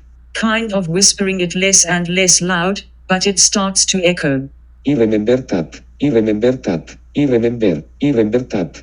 Interior restaurant day. The small man is really sitting in a chair and is big now, and no one else is in the restaurant at all besides him. He is all by himself. We realize this by starting close up on his face and dollying away sort of thing where we gradually realize he is all by himself in the restaurant. He looks alone and sad. Interior Jimmy Sheehan's house day. We see Jimmy in his bed still laying there, holding the sandwich in one hand, and the sandwich turns back into the alarm clock. Then we realize the small man is not in the room at all. We say a close-up of Jimmy's face, and it turns into in a morph sort of effect, changes to the small man's face. He is all alone at his home, laying in bed, holding the broken cheap 1980s looking alarm clock that just went off. We dolly back or move back from him in the bed to a wide shot of him all alone in the room, to outside of his house, to further back to a drone or helicopter type shot moving away from his house to reveal that he is way, way out in the woods, all by himself. As we moved back to reveal from his face where he is, he almost at the same time yells one word, gradually echoing more as we reveal further and further and further away from his house. His voice continues to echo. New 00000. We are way far away from his house and can distantly hear Jimmy's voice echoing barely in the distance across the hillside and meadows and forest, and the sun is shining and it is a beautiful day out as we hear the birds and animals in nature. Interior Jimmy Sheehan's kitchen day. A coffee pot is making coffee. Jimmy gets a cup of coffee. He takes a drink of the coffee. That's really good coffee. I'm happy again. Exterior Jimmy Sheehan's house day. Jimmy is skipping down a trail with a smile on his face. A dog starts running behind him and he almost falls, and then he does fall but does not get hurt and falls off the path into a bush. Is laying there. He sees something on the ground. Whoa. What on earth is that? I'm getting out of here. I don't even care what it is. Where's my children? Where are my children? New.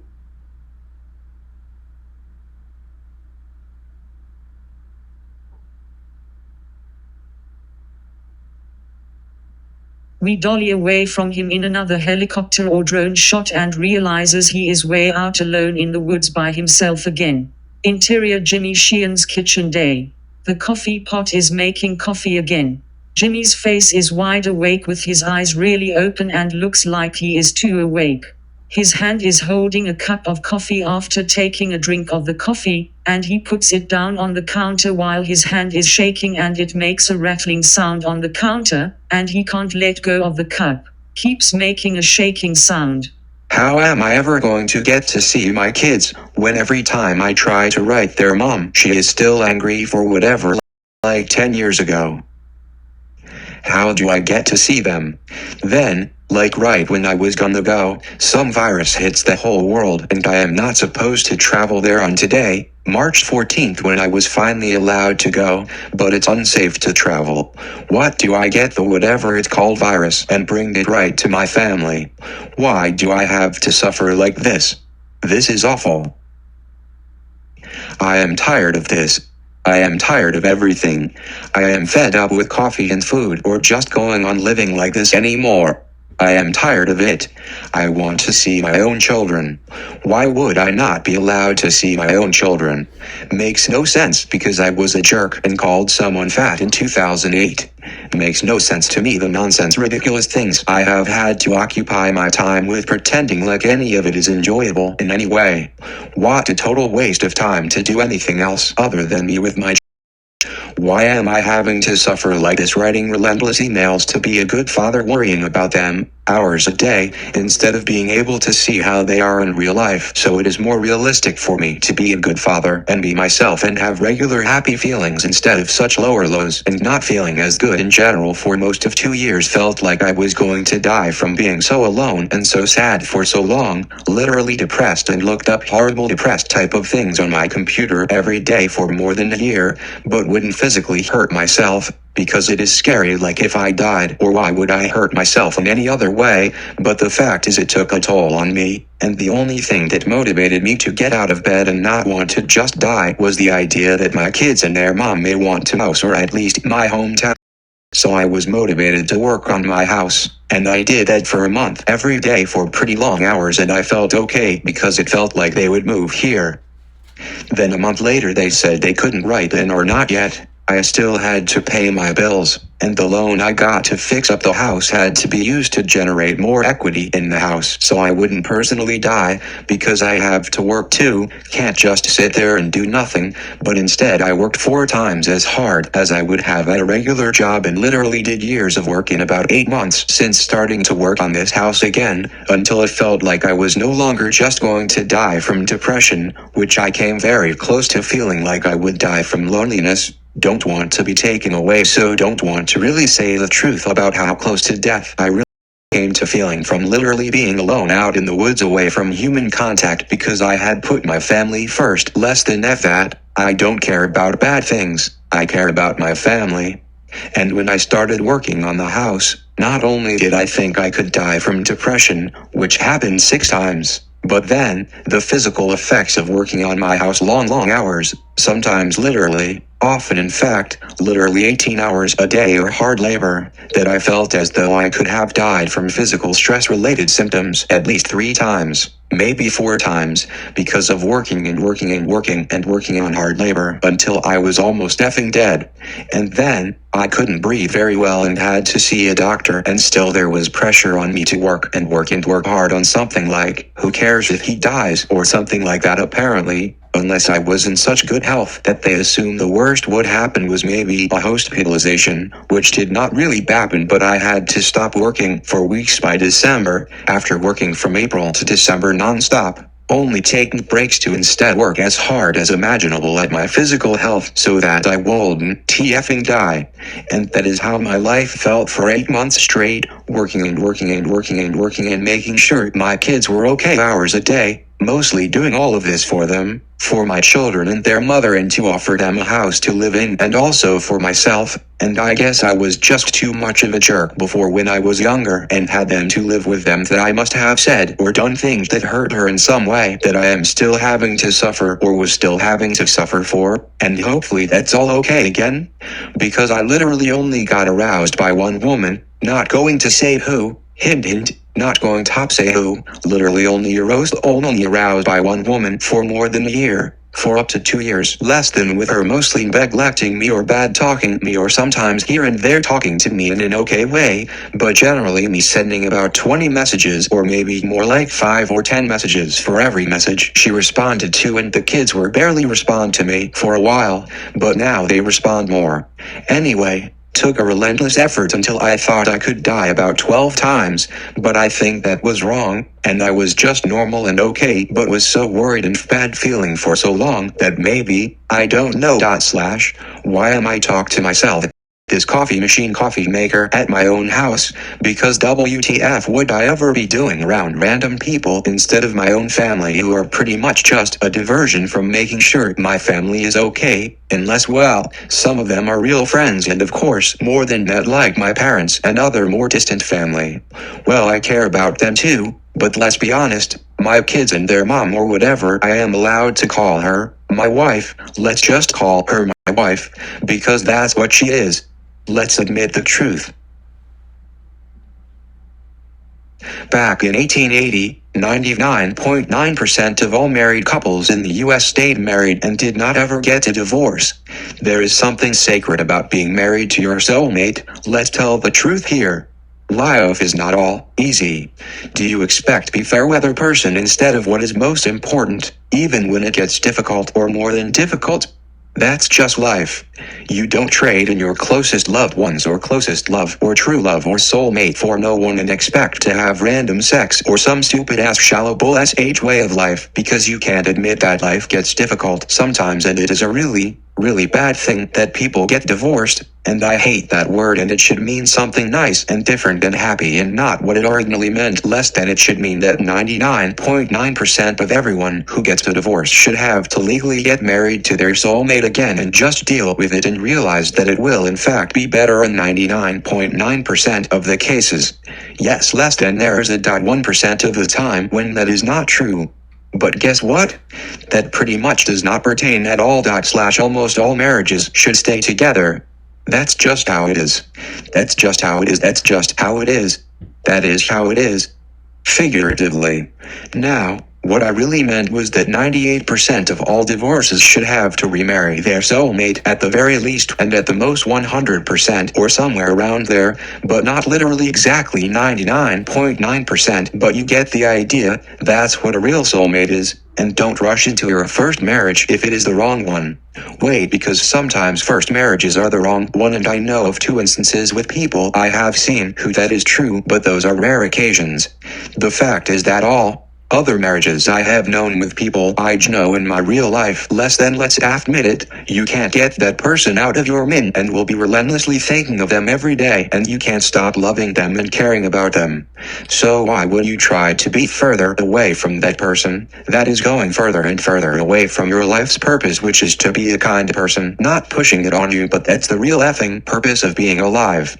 I am sorry, I am not God, but I believe in God and Jesus. And I know life is all about being kind to yourself and others, not just yourself. It's about being kind to others too.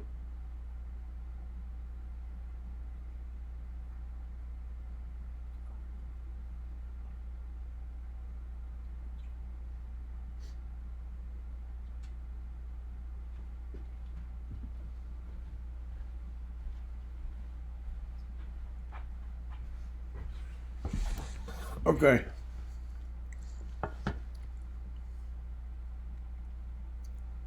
He picks up the coffee cup and takes a drink of coffee. Why am I talking to myself? Oh wait, I am not talking to myself. I am an actor. I am just an I'm actor. just going to turn this off.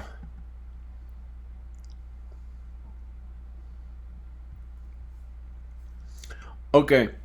That's the idea. I got 15 pages of it. Something about liberal and Republican. That's the whole idea. That's the real. I might take the rest of the dialogue out of there. Hey, how's it going?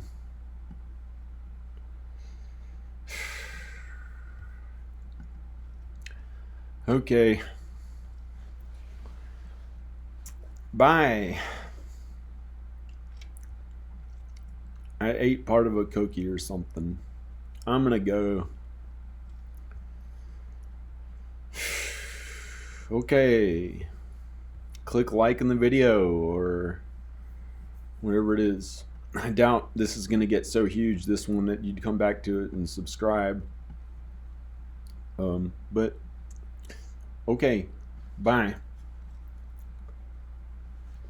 That's 15 pages, however many pages of a screenplay. I was going to do the whole screenplay, a feature-length film.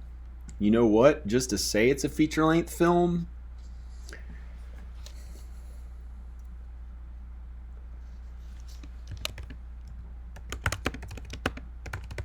picks up a book that reads,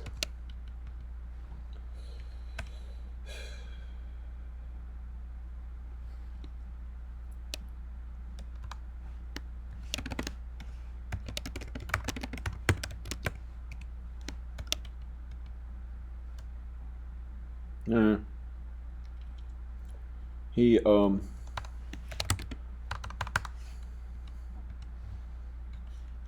scene heading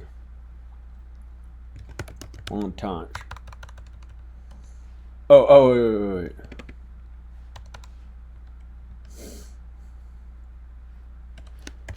He pours out the coffee into the sink.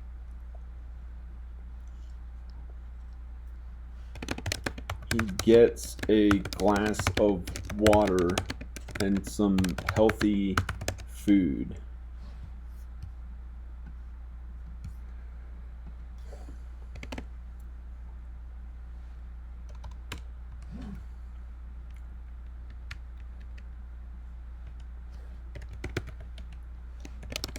I'm just gonna watch some old home videos.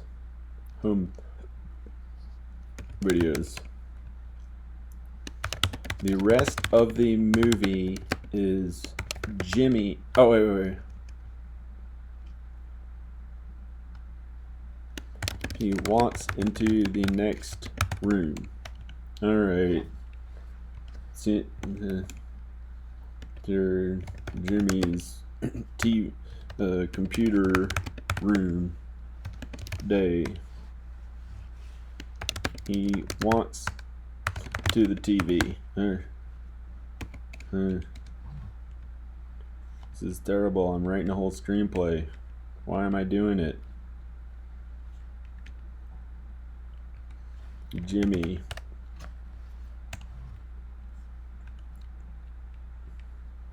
I'm about to turn off the whole video.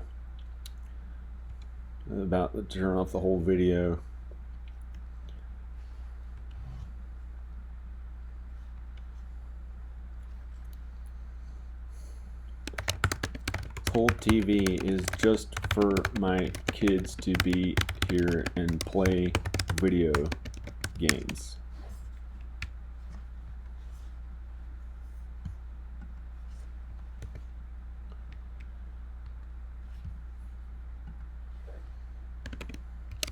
Why am I doing it? Well,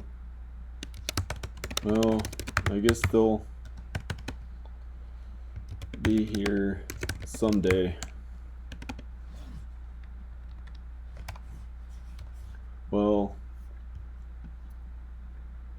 I am gonna go in the other room and write and call them and arrange a plane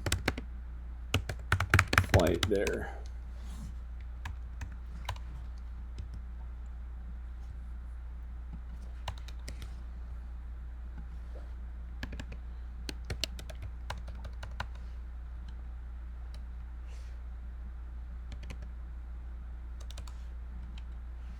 He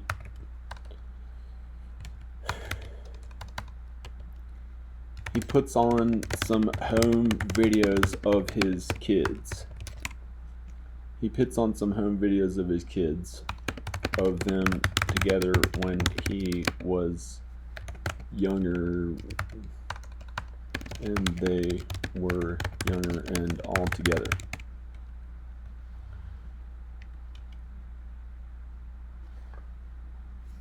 Jimmy.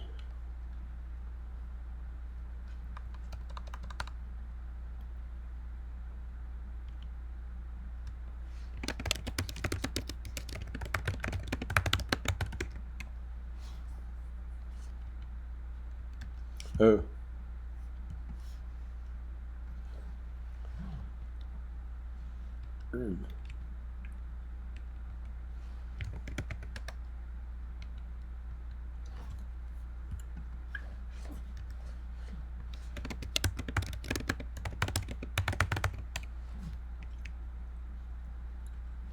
Hi.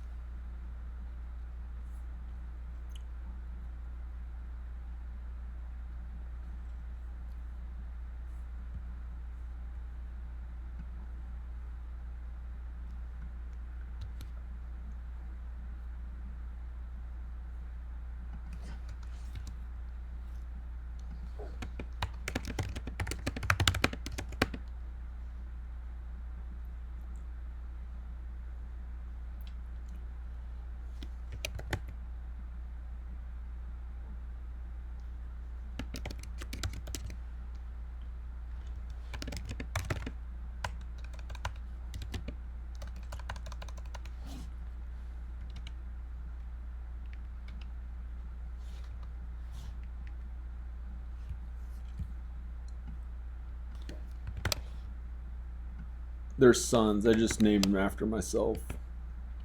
His sons, Jimmy's sons. I named them after like the character in myself or whatever.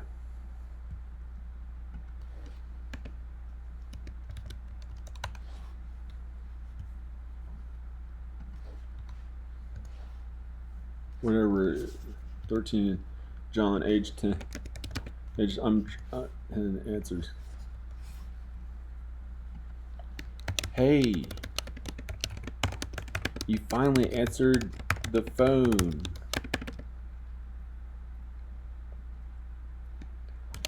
Can I go get you and move you back to here?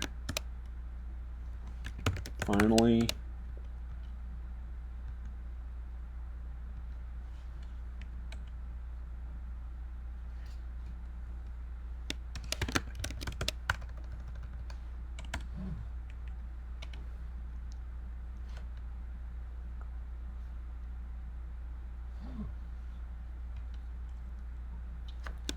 His voice fades away into the other room, but we still hear him talking in the background.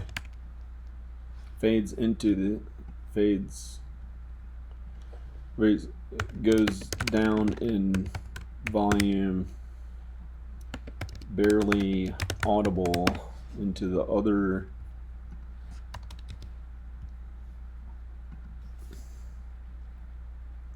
Barely audible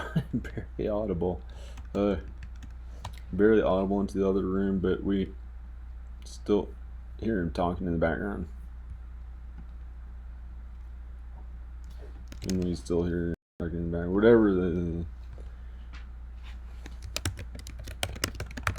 all these sad home videos of him and his children together. Watch them for about an hour and get an idea of what they had together. It is really entertaining. It is really had together.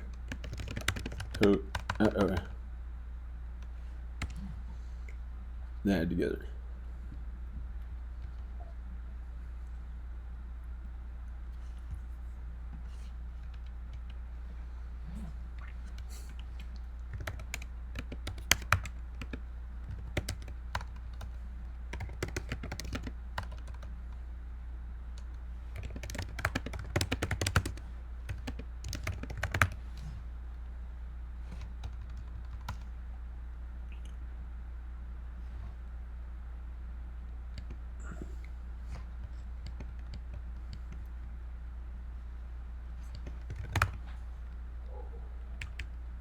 Together, they finally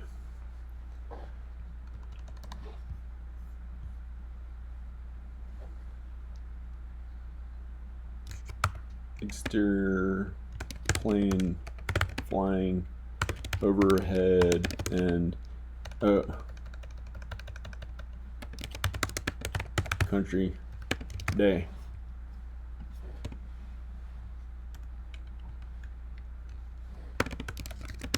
Lasts about 60 minutes.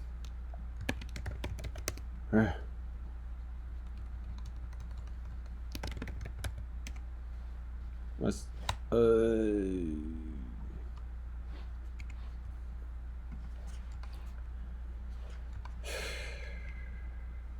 exterior plane flying.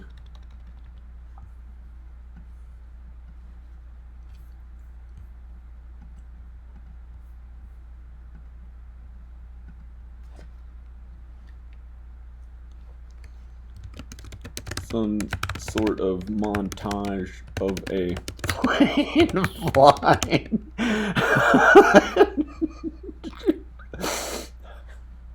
We see some sort of a montage of a plane flying in a map of the US with a plane. Little plane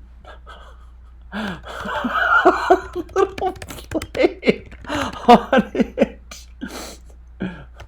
Flag on the map. On the map.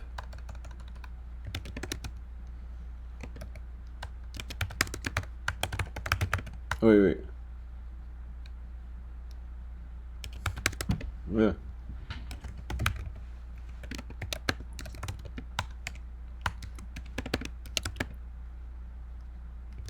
Here are all the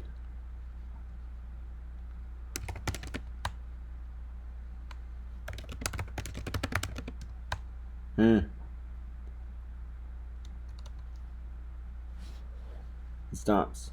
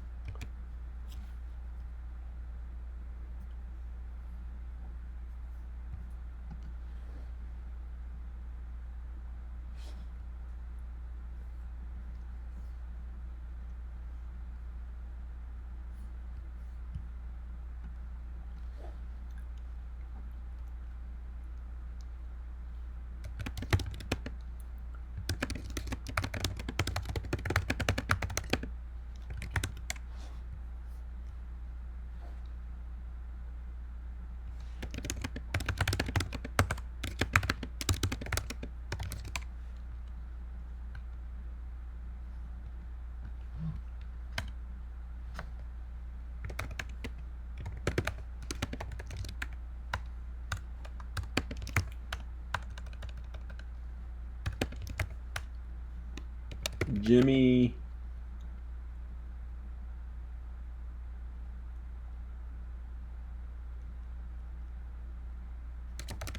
down and turns on his computer. Talking directly into the webcam to us.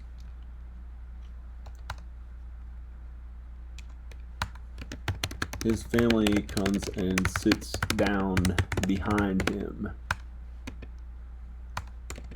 Finally at his house with him out in the woods.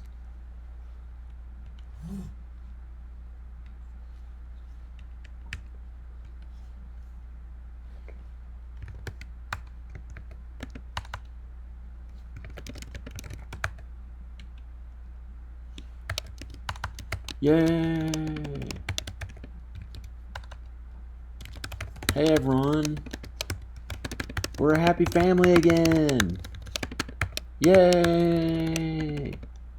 Yay!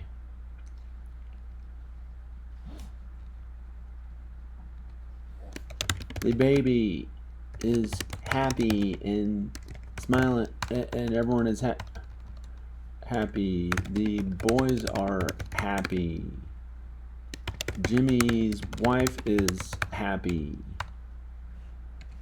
They are all happier than ever and ready to go through the worst of times and love one another and make sure they are okay through it and be together forever. Narration. Wait, that's narration. Oh, wait.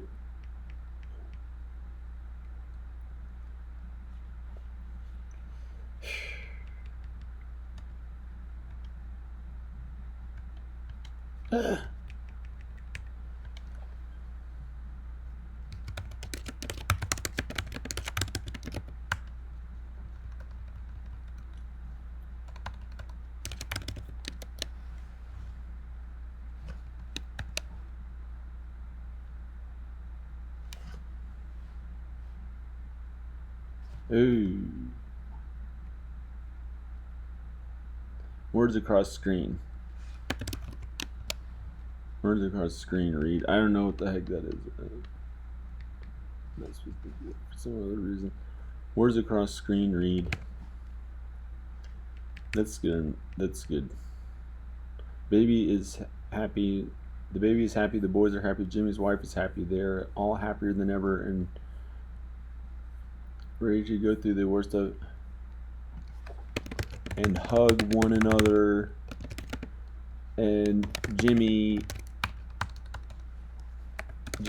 wife kisses him lightly on the lips.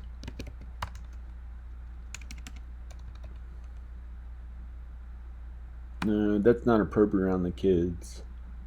Hug one another and ready to go through the worst of time.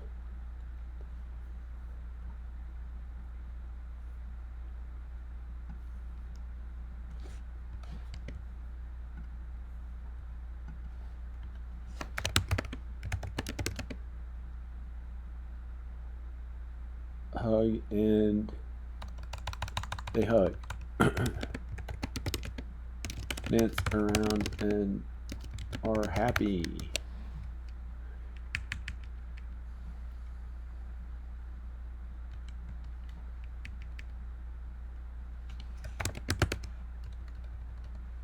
The end.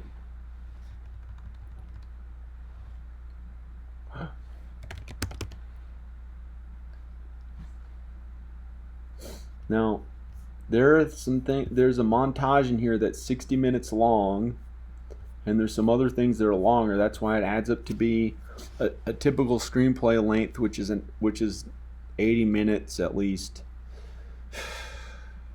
80 minutes at least. So this is a feature-length screenplay, but there just happens to be a montage in here that's really, anyway, this is it. Okay, I wrote the rest of it.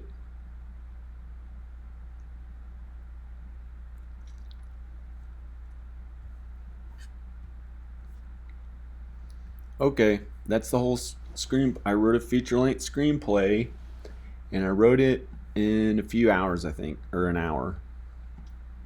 Oh, you didn't see what I just typed out. I was just filming myself. You saw the whole thing besides this last few minutes. Here it is. All this liberal Republican stuff. He went off on a tangent. He couldn't take it anymore. He almost went nuts. He was shaking with it like this, drinking coffee. He was out in the woods alone for so long. And it gets to this point, at this place.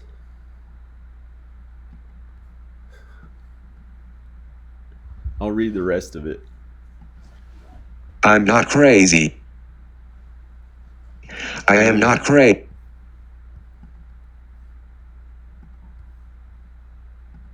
Crazy.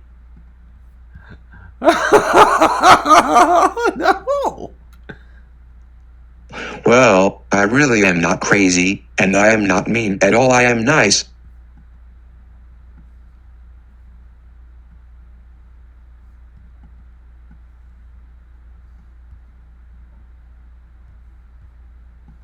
And maybe I am just rehearsing my acting lines. Okay, maybe I am gonna be in some big movie and rehearsing a big monologue, or well, big in the way that big is good, but doesn't.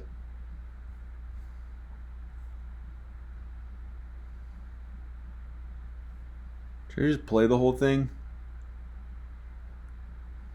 No, it's too much. I'm trying to get it to, I got it. Hey. Okay, so he says all that stuff about political stuff and this and that. He almost loses it. He's shaking the coffee like this because he's been out in the woods for years, and they still won't come home yet, he thinks. But he says, I can't take it anymore. They'll come home. They'll come home. They'll come home. They'll come home. And then,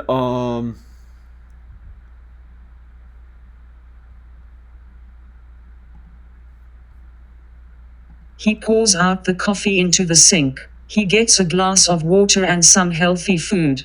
I am just gonna watch some old home videos. He walks into the next This room. is it. Interior Jimmy's computer room day. He walks to the TV. This whole TV is just for my kids to be here and play video games.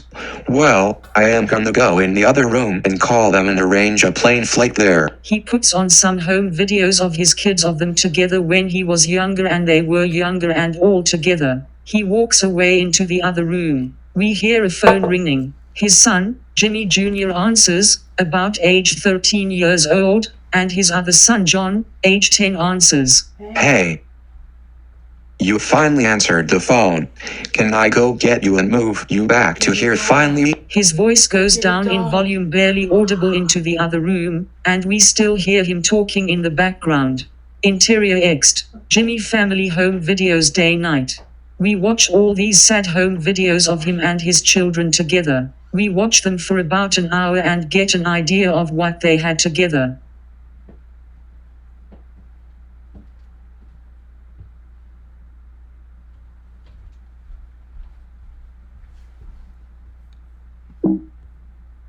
Exterior plane flying across country day. We see some sort of montage of a plane flying and map of the US, with a little plane on it flying on the map across country. It stops. Interior Jimmy's wife's house with his kids day. Jimmy is happy with his family and they are all happier than ever. Exterior plane flying across country day.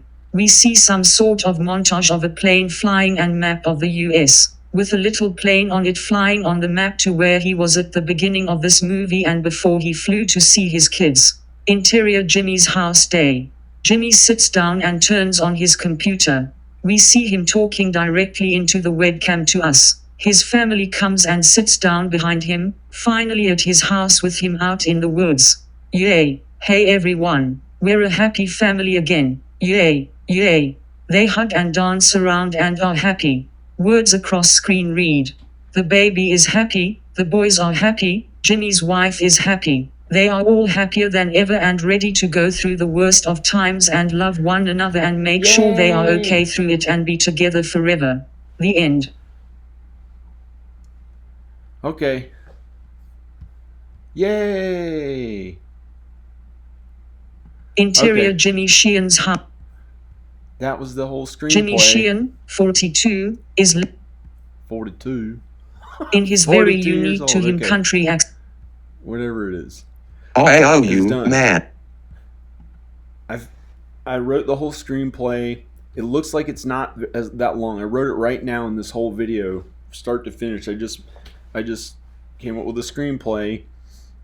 It says it's 17 pages long. However, it should be 80 minutes long because there are some things in it that, see, typically 1 page of screenplay equals 1 minute, but that's it. They get back together and everyone's happy and everything's good. Okay, the end.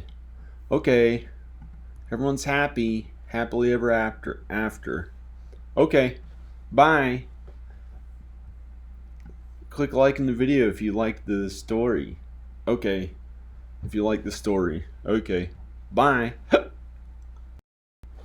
All right. Okay, bye.